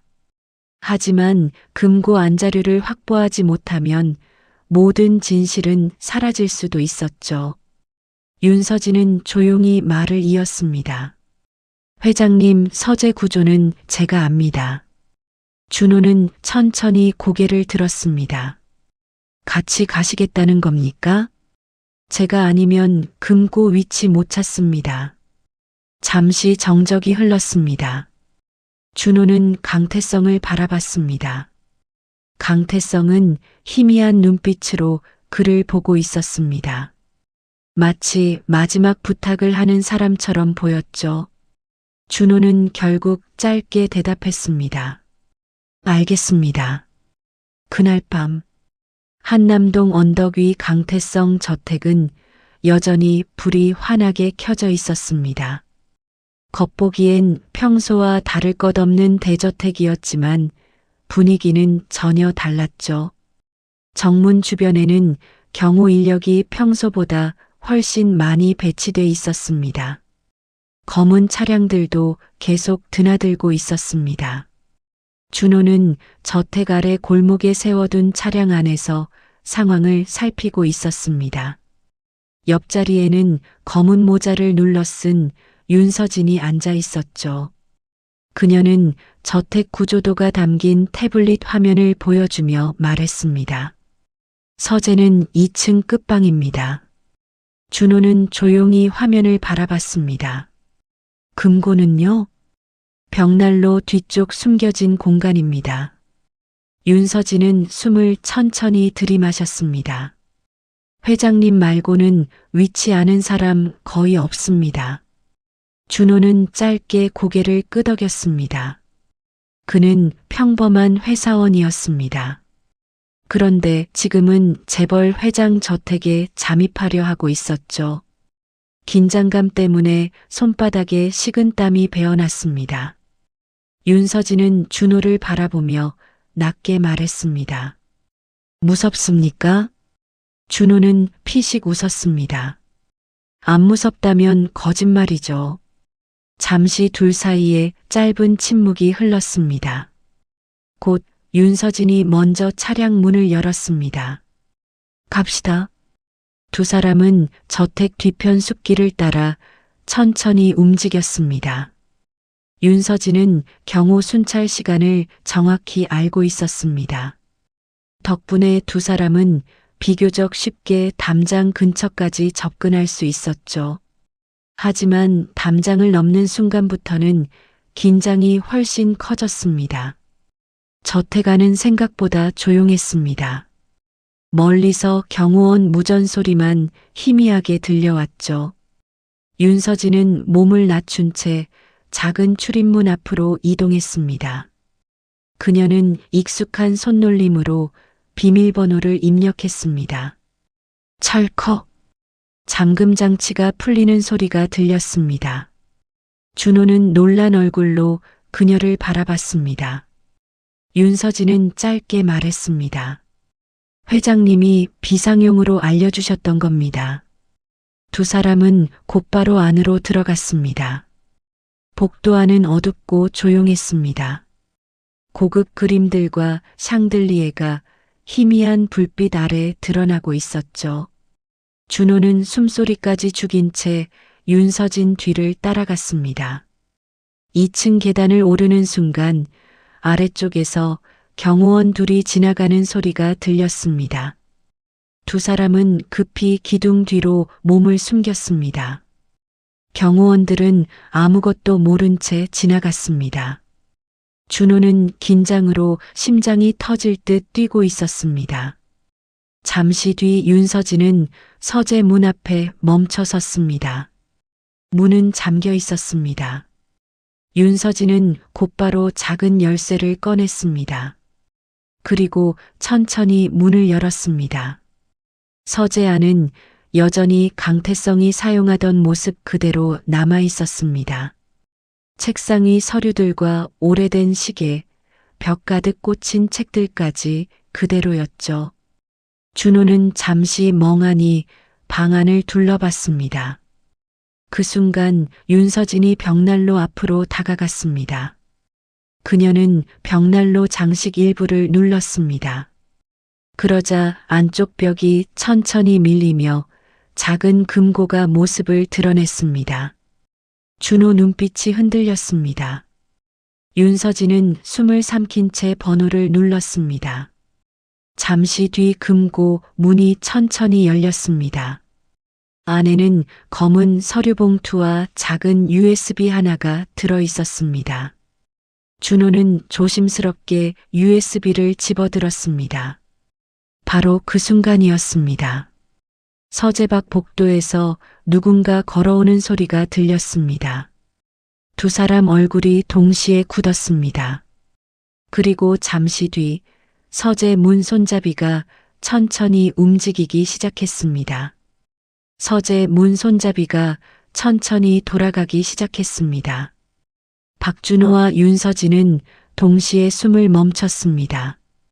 방 안 공기가 얼어붙은 듯 고요해졌죠. 윤서진은 급히 금고 문을 닫았습니다. 준호는 USB와 서류 봉투를 재빨리 품 안에 넣었습니다. 문 밖에서는 누군가 잠시 멈춰 서 있는 기척이 느껴졌습니다. 준호는 주변을 빠르게 둘러봤습니다. 숨을 곳이라곤 책장 뒤 좁은 공간 정도밖에 없었죠. 윤서진은 낮게 속삭였습니다. 이쪽입니다. 두 사람은 재빨리 커다란 책장 뒤편으로 몸을 숨겼습니다. 바로 그 순간 서재 문이 열렸습니다. 복도 불빛이 길게 방 안으로 스며들었습니다. 준호는 숨소리조차 내지 않았습니다. 심장이 너무 크게 뛰어 상대에게 들릴 것만 같았죠. 문을 열고 들어온 사람은 오세혁이었습니다. 검은 장갑을 낀 그는 천천히 방 안을 둘러봤습니다. 눈빛은 사냥감을 찾는 사람처럼 날카로웠죠. 오세혁은 조용히 서재 안으로 걸어 들어왔습니다. 그의 손에는 권총까지 들려 있었습니다. 준호는 순간 몸이 굳어버렸습니다. 윤서진 역시 입술을 꽉 깨문 채 숨을 죽이고 있었습니다. 오세혁은 벽난로 앞에서 걸음을 멈췄습니다. 그는 아주 천천히 주변을 살폈습니다. 그리고 바닥 쪽으로 시선을 내렸죠. 금고 앞 카펫이 살짝 밀려 있었던 것입니다. 오세혁 눈빛이 서늘하게 가라앉았습니다. 그는 천천히 벽난로 장식을 눌렀습니다. 숨겨진 금고가 다시 모습을 드러냈죠. 잠시 뒤 금고 문이 열린 채 비어있는 모습을 확인한 순간 오세혁 얼굴이 굳었습니다. 그는 곧바로 무전기를 들었습니다. 침입자 있다. 차가운 목소리가 서재 안을 울렸습니다. 전 구역 봉쇄해. 준호는 이를 악물었습니다. 이미 들킨 상황이었습니다. 오세혁은 금고 안을 다시 확인했습니다. 그리고 낮게 중얼거렸습니다. 늦었군. 그 순간 윤서진 휴대전화가 아주 짧게 진동했습니다. 작은 소리였지만 조용한 방 안에서는 충분했습니다. 오세혁 시선이 순식간에 책장 쪽으로 향했습니다. 준호는 본능적으로 윤서진 앞을 막아섰습니다. 그리고 동시에 오세혁이 권총을 겨눴습니다. 나오시죠. 낮고 차가운 목소리였습니다. 준호는 천천히 책장 뒤에서 걸어 나왔습니다. 윤서진도 뒤따라 모습을 드러냈죠. 오세혁은 두 사람을 번갈아 바라봤습니다. 놀란 표정은 아니었습니다. 이미 어느 정도 예상하고 있었던 사람처럼 보였죠. 비서실장님까지 계실 줄은 몰랐습니다. 윤서진은 침착한 얼굴로 오세혁을 바라봤습니다. 당신들 지금 무슨 짓 하는 겁니까? 오세혁은 비웃듯 웃었습니다. 그 말은 제가 해야죠. 그의 시선은 곧바로 준호 품 쪽으로 향했습니다. 가져간 거 내놓으십시오. 준호는 말없이 그를 노려봤습니다. 오세혁은 천천히 방 안으로 더 들어왔습니다. 회장님, 아직 살아계십니까? 순간 공기가 얼어붙었습니다. 준호 표정이 미세하게 흔들렸습니다. 오세혁은 그 반응만으로도 충분했던 듯 고개를 끄덕였습니다. 역시 살아계셨군요. 그는 무전기를 다시 들었습니다. 위치 확인됐다. 윤서진 얼굴이 굳었습니다. 오세혁은 차갑게 말을 이었습니다. 도련님께 바로 보고 드리겠습니다. 준호는 순간 눈빛이 변했습니다. 지금 위치까지 들키면 강태성도 위험했습니다. 그는 이를 악물고 오세혁 쪽으로 달려들었습니다. 순간 서재 안이 뒤엉켰습니다. 오세혁 손에 들린 권총이 바닥으로 튕겨나갔습니다. 세 사람 몸이 책상과 부딪히며 큰 소리가 울렸죠. 복도 밖에서는 경호원들 발소리가 급하게 들려오기 시작했습니다. 안에서 소리 났다. 준호는 필사적으로 오세혁 팔을 붙잡았습니다. 하지만 특수부대 출신인 오세혁 힘은 압도적이었습니다. 그는 곧바로 준호를 벽 쪽으로 밀어붙였습니다. 준호 등이 책장에 강하게 부딪혔습니다. 윤서진은 급히 바닥에 떨어진 권총을 향해 손을 뻗었습니다. 하지만 오세혁이 먼저 그녀 손목을 붙잡았습니다. 비켜 계시죠? 그 순간 준호가 다시 몸을 던졌습니다. 세 사람은 그대로 벽난로 쪽으로 넘어졌습니다. 쾅! 벽난로 장식이 크게 깨지며 불꽃 장식들이 바닥에 흩어졌습니다. 그리고 동시에 서재문이 벌컥 열렸습니다. 경호원 2명이 안으로 뛰어들어왔죠. 준호는 순간 모든 게 끝났다고 생각했습니다. 하지만 바로 그때였습니다.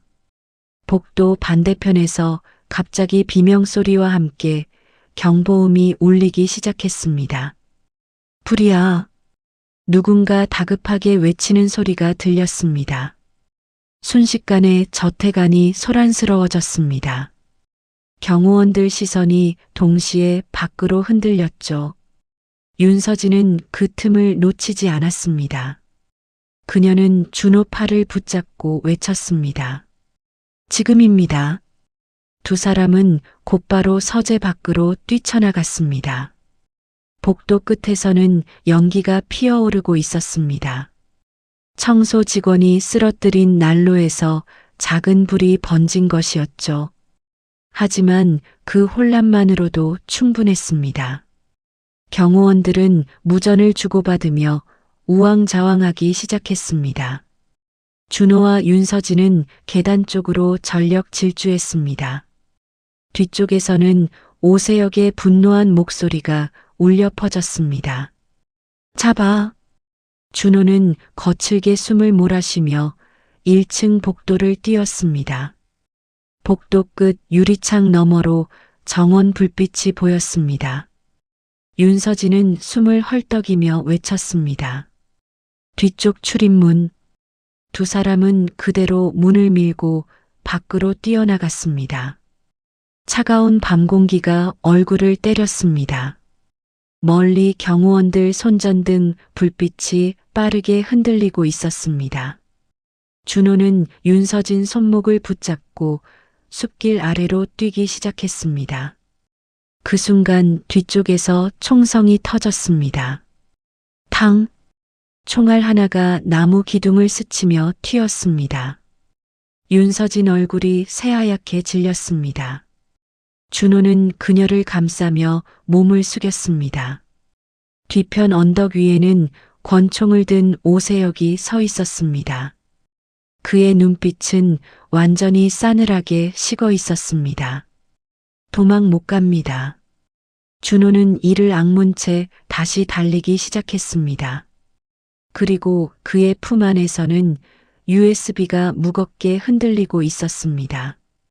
박준호와 윤서진은 한남동 언덕 아래 오래된 공영 주차장까지 숨도 쉬지 못한 채 달렸습니다. 두 사람 옷은 땀과 흙먼지로 엉망이 되어 있었죠. 멀리서는 아직도 저택 경보음이 희미하게 울리고 있었습니다. 준호는 주변을 몇 번이나 확인한 뒤 차량 문을 열었습니다. 윤서진은 거칠게 숨을 몰아쉬며 뒷좌석에 몸을 기대었습니다. 손끝은 아직도 떨리고 있었죠. 준호는 급히 시동을 걸었습니다. 차량은 곧장 어두운 골목길을 빠져나가기 시작했습니다. 한동안 아무 말도 나오지 않았습니다. 조금 전 총성이 머릿속에서 계속 맴돌고 있었기 때문이죠. 잠시 뒤 윤서진이 떨리는 숨을 고르며 입을 열었습니다. 오세혁이 총까지 쏠 줄은 몰랐네요. 준호는 씁쓸하게 웃었습니다. 이젠 진짜 돌아갈 수 없는 데까지 온 것 같습니다. 윤서진은 천천히 고개를 돌려 준호를 바라봤습니다. 며칠 전까지만 해도 장례식장에서 일하던 평범한 직원이었습니다. 그런데 지금은 재벌가 범죄의 핵심 증거를 들고 도망치는 처지가 되어 있었죠. 준호는 조심스럽게 품 안에서 USB를 꺼냈습니다. 작은 검은 저장 장치 하나였지만 무게는 너무 크게 느껴졌습니다. 윤서진은 숨을 삼키며 그것을 바라봤습니다. 회장님이 목숨 걸고 지키려 했던 겁니다. 준호는 잠시 침묵하다 낮게 물었습니다. 안에 뭐가 들어있는 겁니까? 윤서진은 천천히 대답했습니다. 비자금 자료, 해외 계좌 기록, 그리고 유 원장 영상일 가능성이 큽니다. 준호는 운전대를 꽉 움켜쥐었습니다. 그 순간 휴대전화가 다시 울렸습니다. 한재국이었습니다.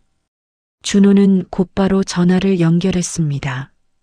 선생님 괜찮으십니까? 한재국 목소리는 거칠게 숨이 차 있었습니다. 병원은 엉망됐다. 뒤쪽으로 경찰 사이렌 소리까지 희미하게 들리고 있었죠. 놈들이 다 뒤집어놨어. 준호 얼굴이 굳었습니다. 회장님은요? 내가 숨겨놨다. 준호는 안도의 숨을 내쉬었습니다. 한재국은 곧바로 말을 이었습니다. 오래 못 버틴다. 지금 경찰까지 움직이기 시작했어. 준호는 짧게 고개를 끄덕였습니다. 곧 다시 이동하겠습니다. 전화가 끊겼습니다. 차 안에는 다시 무거운 침묵이 내려앉았습니다. 윤서진은 조심스럽게 노트북 하나를 꺼냈습니다. 지금 확인해야 합니다. 준호는 차를 외곽도로 옆 공터에 세웠습니다. 주변은 폐공장뿐이라 사람 그림자조차 보이지 않았죠. 윤서진은 노트북 전원을 켠 뒤 USB를 연결했습니다. 두 사람은 숨을 죽인 채 화면을 바라봤습니다. 잠시 뒤 여러 개의 폴더가 화면에 나타났습니다. 해외 계좌, 비자금 운용, 의료기록, 그리고 마지막 폴더 하나, 유언 영상. 윤서진 손끝이 미세하게 떨렸습니다. 준호는 천천히 영상을 실행했습니다. 잠시 화면이 흔들리더니 강태성 얼굴이 나타났습니다. 촬영 장소는 회장 집무실이었습니다. 영상 속 강태성은 지금보다 훨씬 건강한 모습이었죠. 그는 카메라를 똑바로 바라보며 천천히 입을 열었습니다. 이 영상이 공개됐다면 준호와 윤서진 표정이 동시에 굳었습니다. 강태성 목소리는 차분했지만 무겁게 가라앉아 있었습니다. 내 신변에 문제가 생겼다는 뜻일 겁니다. 윤서진은 자신도 모르게 숨을 삼켰습니다. 강태성은 서류 하나를 들어보였습니다. 태성그룹 차기 승계 계획은 전면 수정한다. 준호는 화면을 뚫어지게 바라봤습니다. 강태성은 말을 이어갔습니다. 장남 강도윤은 경영권 승계 대상에서 제외한다.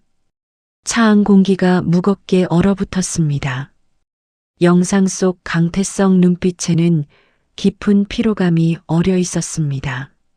나는 내 아들이 회사를 위해 위험한 선택을 하고 있다는 사실을 알게 됐다. 윤서진 눈가가 천천히 흔들렸습니다. 강태성은 잠시 말을 멈췄습니다. 그리고 아주 천천히 입을 열었습니다. 만약 내가 갑자기 사망한다면 준호는 무의식적으로 숨을 죽였습니다. 그 죽음을 반드시 조사해야 한다. 영상은 거기서 끝났습니다. 차 안에는 무거운 정적만 남았습니다. 준호는 천천히 고개를 숙였습니다. 이제 의심은 확신이 되어 있었습니다. 강도윤은 아버지를 제거하려 했습니다. 그리고 이미 모든 준비까지 끝낸 상태였죠. 윤서진은 떨리는 손으로 다른 폴더를 열었습니다. 그 안에는 해외 비밀 계좌 내역과 불법 자금 흐름 자료들이 빼곡하게 저장돼 있었습니다. 그중 일부 계좌는 강도윤 이름으로 연결돼 있었죠. 준호는 낮게 중얼거렸습니다. 끝났네요. 윤서진은 차가운 얼굴로 화면을 바라봤습니다. 아직 아닙니다. 그녀는 곧바로 노트북을 닫았습니다. 준호는 의아한 얼굴로 그녀를 바라봤습니다. 왜 닫습니까? 윤서진은 단호한 눈빛으로 말했습니다. 증거만 있다고 끝나는 게 아닙니다. 그녀는 천천히 말을 이었습니다. 강도윤은 경찰 내부랑 언론까지 움직이고 있습니다. 준호 얼굴이 굳었습니다. 그럼 어떻게 해야 합니까? 윤서진은 잠시 생각에 잠겼습니다. 그리고 낮게 입을 열었습니다. 공개적으로 터뜨려야 합니다. 공개적으로요? 모든 사람이 보는 자리에서. 준호는 그녀 말을 곱씹었습니다. 그 순간 윤서진 휴대전화가 울렸습니다. 발신자는 태성그룹 비서실 직원이었습니다. 윤서진은 급히 전화를 받았습니다. 그리고 잠시 뒤 얼굴이 굳어졌습니다. 준호는 불안한 표정으로 물었습니다. 무슨 일입니까? 윤서진은 천천히 입을 열었습니다. 내일 오전. 그녀는 깊게 숨을 들이마셨습니다. 태성그룹 임시 주주총회가 열립니다. 준호 눈빛이 흔들렸습니다. 윤서진은 낮고 단호한 목소리로 말을 이었습니다. 강도윤을 공식 후계자로 발표하는 자리입니다. 차 안 공기가 다시 무겁게 가라앉았습니다. 준호는 천천히 USB를 바라봤습니다. 그리고 조용히 입을 열었습니다. 그 자리에서 끝내자는 거군요. 윤서진은 말없이 고개를 끄덕였습니다. 멀리 어두운 공장지대 위로 새벽빛이 천천히 번지고 있었습니다. 그리고 그 시각 태성그룹 본사 회장실 안에서는 강도윤이 깨진 술병, 조각 위에 서서 창밖을 바라보고 있었습니다. 그의 얼굴은 점점 더 초조하게 일그러지고 있었습니다. 다음 날 아침 태성그룹 본사 앞은 이른 시간부터 사람들로 가득 차 있었습니다. 경제 기자들과 방송 중계 차량들이 건물 입구를 빽빽하게 메우고 있었죠. 오늘 열리는 임시 주주총회 때문이었습니다. 강태성 회장 사망 이후 처음 열리는 공식 행사였기에 전국 관심이 집중되고 있었습니다. 본사 로비 안에는 검은 정장을 입은 경호원들이 삼엄하게 배치돼 있었습니다. 출입 확인도 평소보다 훨씬 까다로웠죠. 오세혁은 무전기를 든 채 로비 중앙에 서서 상황을 지휘하고 있었습니다. 그의 얼굴은 밤새 한숨도 자지 못한 사람처럼 굳어 있었습니다. 출입자 전원 재확인해. 차가운 목소리가 로비 안에 울렸습니다. 경호원들은 긴장된 얼굴로 움직였습니다. 강도윤은 회장 전용 대기실 안에서 넥타이를 천천히 고쳐 매고 있었습니다.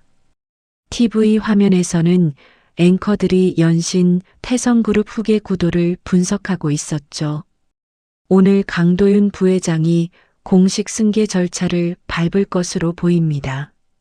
강도윤은 리모컨으로 TV를 꺼버렸습니다. 그는 거울 속 자신의 얼굴을 바라봤습니다. 겉으로는 침착해 보였지만 눈빛 깊숙한 곳에는 불안이 흔들리고 있었죠. 오세혁이 조용히 안으로 들어왔습니다. 아직 못 찾았습니다. 강도윤 턱 근육이 천천히 굳어졌습니다. 회장도? 예. 잠시 침묵이 흘렀습니다. 강도윤은 낮게 숨을 내쉬었습니다. 오늘 안에 끝내야 합니다. 오세혁은 짧게 고개를 끄덕였습니다. 그 순간 비서 한 명이 급히 들어왔습니다. 주주들 입장 시작됐습니다. 강도윤은 다시 표정을 정리했습니다. 그리고 천천히 자리에서 일어났습니다. 갑시다. 한편 박준호는 지하 주차장 안차량에서 정문 쪽을 바라보고 있었습니다. 건물 주변은 예상보다 훨씬 삼엄했습니다. 윤서진은 노트북 가방을 꼭 끌어안고 있었습니다. 그 안에는 USB와 복사된 증거 파일들이 들어 있었죠. 준호는 낮게 물었습니다. 정말 가능하겠습니까? 윤서진은 잠시 창밖을 바라봤습니다. 오늘 아니면 기회 없습니다. 준호는 깊게 숨을 들이마셨습니다. 그는 아직도 자신이 이런 장소에 있다는 사실이 믿기지 않았습니다. 며칠 전만 해도 장례식장 직원으로 평범하게 살고 있었죠. 그런데 지금은 재벌가 범죄를 막기 위해 목숨 걸고 움직이고 있었습니다. 그 순간 뒷좌석에서 작은 기침 소리가 들렸습니다. 준호와 윤서진은 동시에 뒤를 돌아봤습니다. 모자를 깊게 눌러 쓴 강태성이 천천히 몸을 일으키고 있었습니다. 한제국 도움으로 간신히 이동한 상태였죠. 회장 얼굴은 여전히 창백했습니다. 하지만 눈빛만큼은 어제와 달랐습니다. 강태성은 창밖 본사 건물을 바라봤습니다. 수십 년 동안 자신이 일군 회사였습니다. 그런데 지금은 자신의 목숨을 노리는 사람들이 그 안을 차지하고 있었죠. 강태성은 떨리는 손으로 문 손잡이를 붙잡았습니다. 준호는 놀라 급히 말렸습니다. 회장님, 아직 무리하시면 안 됩니다. 강태성은 아주 천천히 고개를 저었습니다. 내가 끝내야 해. 짧은 한마디였지만 무겁게 내려앉았습니다. 윤서진은 눈빛을 굳혔습니다. 정문은 어렵습니다. 그녀는 태블릿 화면을 꺼내 건물 구조를 보여줬습니다. 지하 연결 통로로 들어가야 합니다. 준호는 조용히 고개를 끄덕였습니다. 세 사람은 곧바로 차량에서 내렸습니다. 강태성은 준호 부축을 받으며 천천히 걸었습니다. 몸 상태는 여전히 위태로웠죠.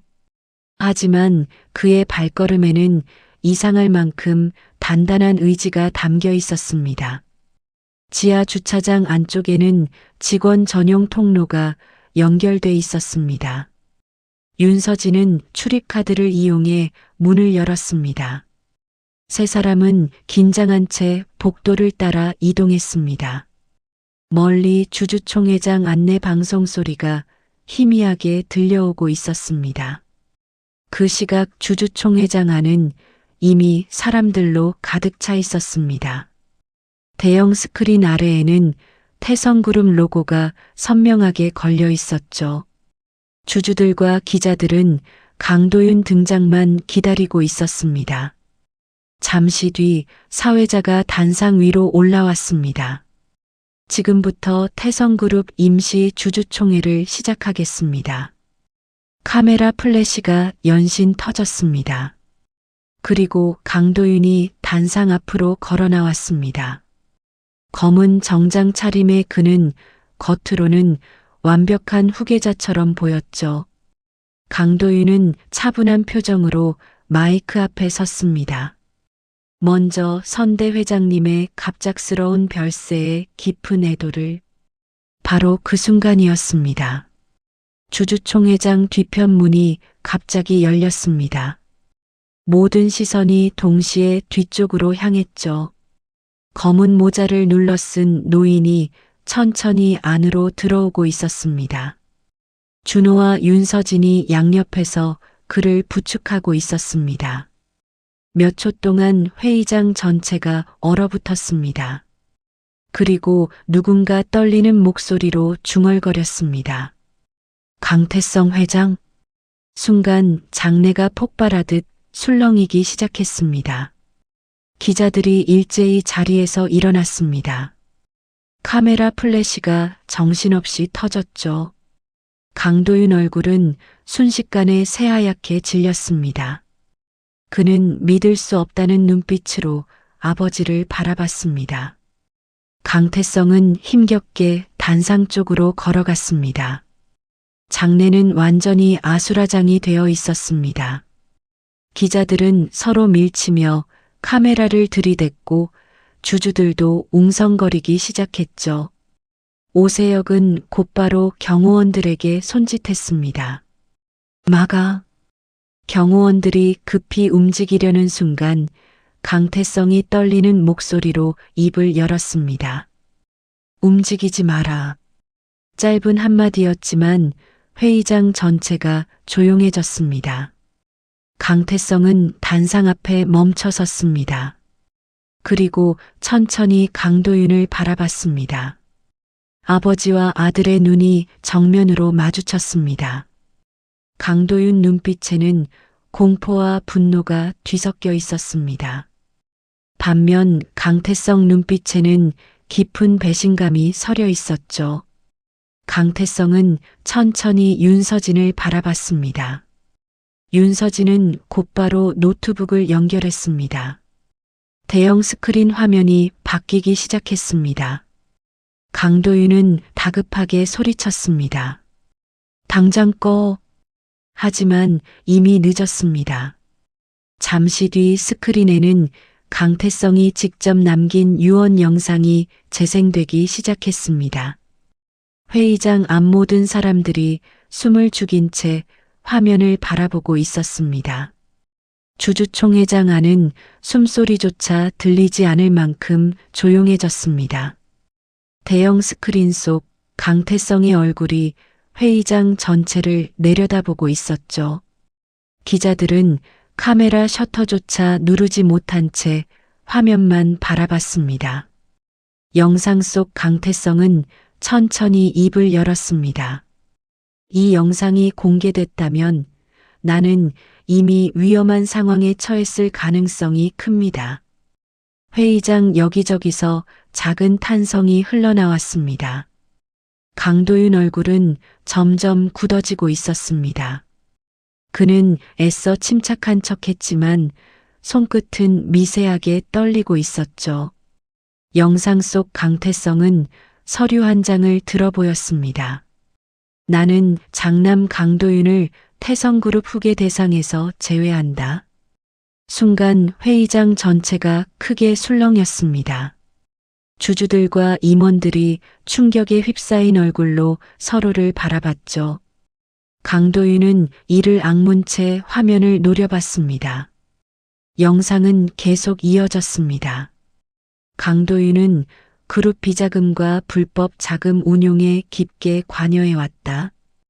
이번엔 기자들이 정신없이 움직이기 시작했습니다. 플래시가 연달아 터졌고 회의장은 순식간에 아수라장이 됐습니다. 윤서진은 곧바로 추가 자료 파일을 화면에 띄웠습니다. 해외 계좌 내역과 불법 송금 기록들이 스크린 가득 나타났죠.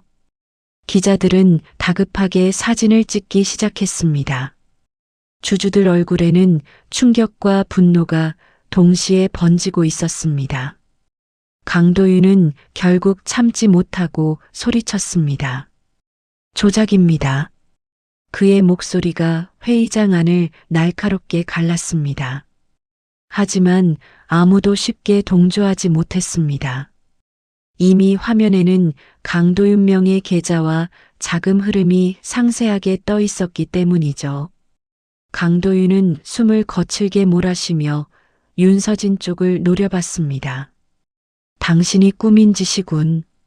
윤서진은 흔들림 없는 얼굴로 대답했습니다. 회장님이 직접 남기신 자료입니다. 그 순간 강도윤은 갑자기 단상 아래로 내려오기 시작했습니다. 그의 얼굴은 완전히 무너져 있었습니다. 오세혁도 상황이 심상치 않다는 걸 눈치챘죠. 그는 급히 경호원들에게 손짓했습니다. 하지만 이미 늦었습니다. 강도윤은 갑자기 품 안에서 작은 권총을 꺼냈습니다. 순간 회의장 안에서 비명이 터져 나왔습니다.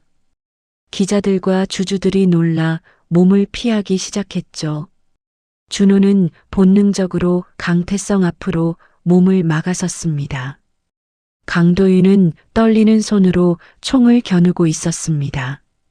눈빛은 이미 극한까지 몰린 사람처럼 흔들리고 있었죠. 왜 끝까지 날 못 믿은 겁니까? 그 목소리에는 분노보다 절망이 더 짙게 묻어 있었습니다. 강태성은 가만히 아들을 바라봤습니다. 주주총회장 안은 공포 속에 얼어붙어 있었죠. 강태성은 천천히 입을 열었습니다. 돈보다 사람을 먼저 봤어야 했다. 강도윤 눈가가 크게 흔들렸습니다. 그는 한동안 아무 말도 하지 못했습니다. 손에 들린 총도 미세하게 떨리고 있었죠. 강태성은 힘겹게 한 걸음 앞으로 나갔습니다. 준호는 다급하게 말렸습니다. 회장님 위험합니다.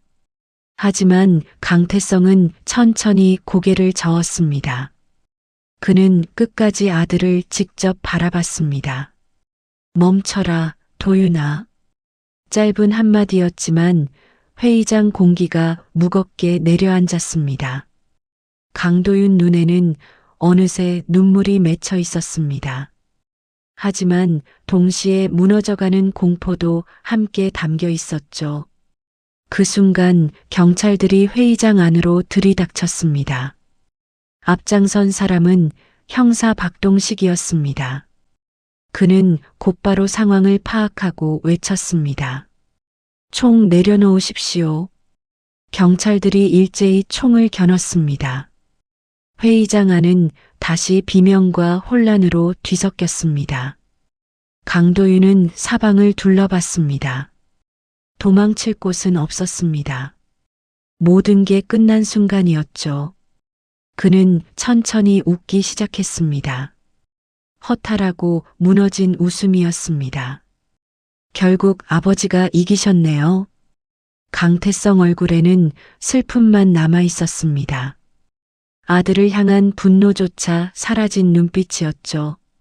강도윤은 떨리는 손으로 총을 내려다봤습니다.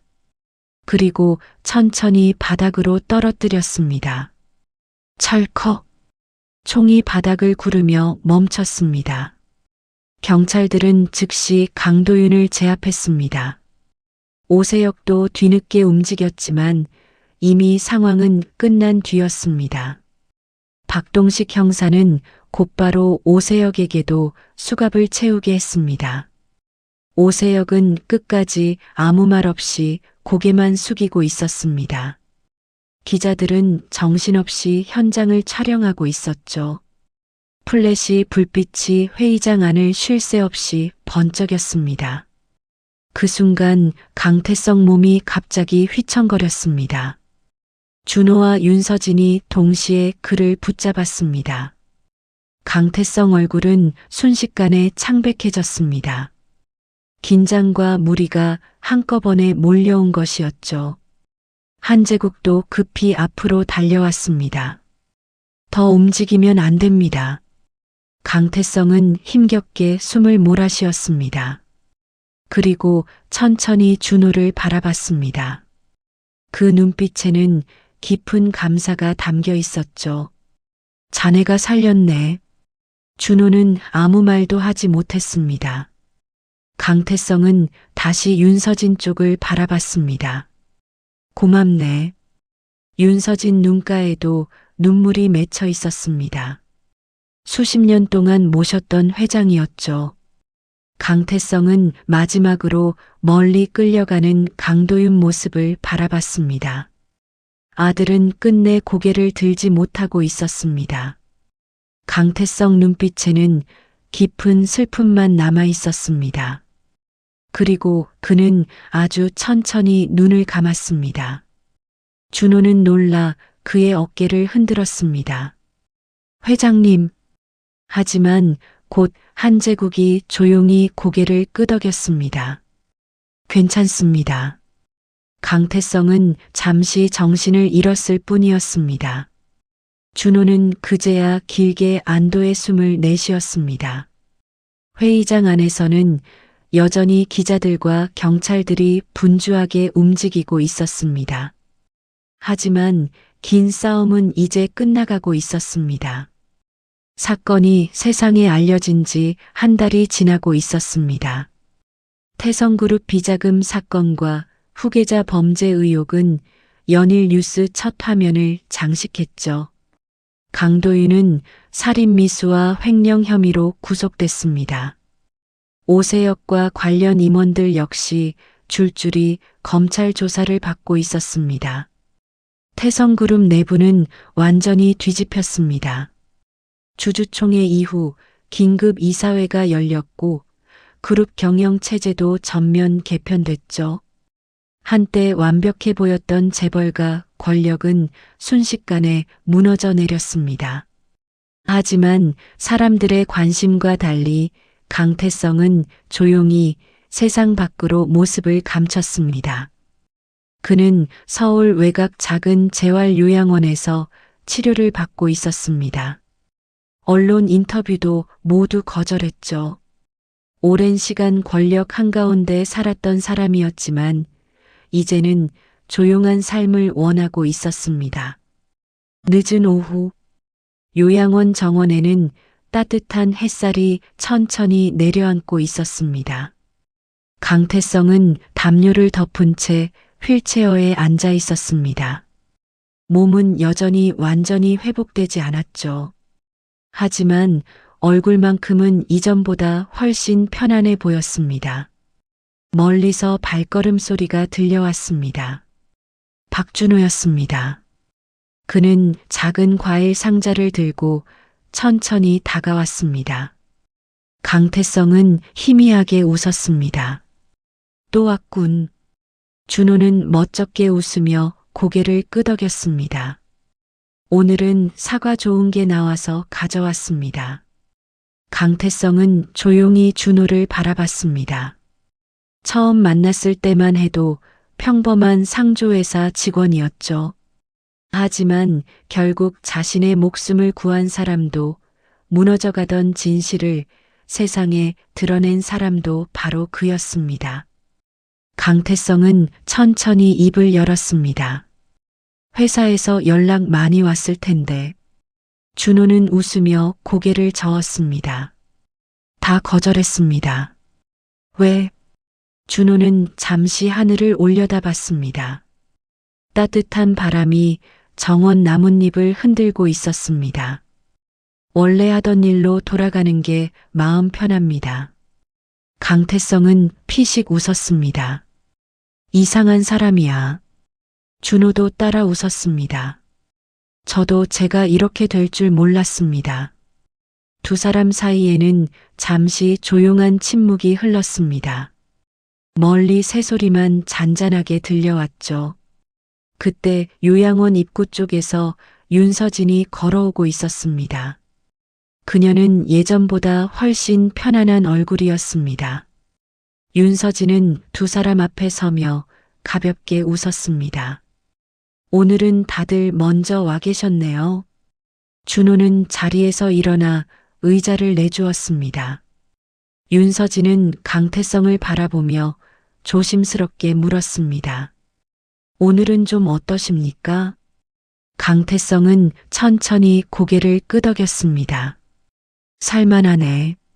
세 사람 얼굴에 작게 웃음이 번졌습니다. 윤서진은 가방에서 서류 하나를 꺼냈습니다. 오늘 이사회 결과 나왔습니다. 강태성은 조용히 서류를 바라봤습니다. 전문 경영인 체제로 최종 전환됐습니다. 강태성은 잠시 아무 말이 없었습니다. 수십 년 동안 자신의 인생이었던 회사였습니다. 하지만 그는 천천히 미소를 지었습니다. 잘 됐군. 그 한마디에는 후련함과 아쉬움이 함께 담겨 있었습니다. 윤서진은 조심스럽게 말을 이었습니다.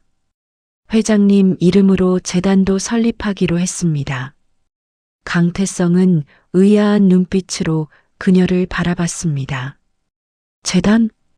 윤서진은 웃으며 고개를 끄덕였습니다. 혼자 사는 노인 지원 사업이랑 장례 지원 사업으로요. 준호는 놀란 얼굴로 윤서진을 바라봤습니다. 윤서진은 피식 웃었습니다. 누구 덕분에 생각난 겁니다. 준호는 민망한 듯 머리를 긁었습니다. 강태성은 한동안 말없이 두 사람을 바라봤습니다. 그리고 아주 천천히 입을 열었습니다. 고맙네. 짧은 말이었지만 진심이 담겨 있었습니다. 그는 천천히 하늘을 올려다봤습니다. 따뜻한 햇살 사이로 맑은 봄 하늘이 펼쳐져 있었죠. 불과 한 달 전만 해도 자신은 관 속에 누워 있었습니다. 모든 게 끝났다고 생각했죠. 하지만 결국 그는 살아남았습니다. 그리고 그 과정에서 돈보다 중요한 것이 무엇인지 뒤늦게 깨닫고 있었습니다. 사람. 끝까지 곁을 지켜준 사람들 말입니다. 그 순간 멀리서 요양원 직원들이 웃으며 지나갔습니다. 평범하고 조용한 풍경이었죠. 강태성은 그 모습을 한참 바라봤습니다. 그리고 아주 천천히 미소 지었습니다. 욕심과 권력으로 가득했던 삶 끝에서 비로소 처음 느끼는 평온이었습니다. 정원 위로 부드러운 봄바람이 천천히 불어오고 있었습니다. 사람은 돈으로 모든 걸 가질 수 있다고 믿습니다. 하지만 끝까지 곁에 남는 건 결국 사람의 마음이었죠. 관 속에서 다시 눈을 뜬 한 재벌 회장은 죽음 앞에서 비로소 가장 소중한 것을 깨달았습니다. 권력도 재산도 아닌 끝까지 자신을 살리려 했던 단 한 사람의 진심 말입니다. 오늘 사연이 마음에 닿으셨다면 구독과 좋아요로 함께 해주세요. 다음 시간에도 가슴 따뜻한 이야기로 찾아뵙겠습니다.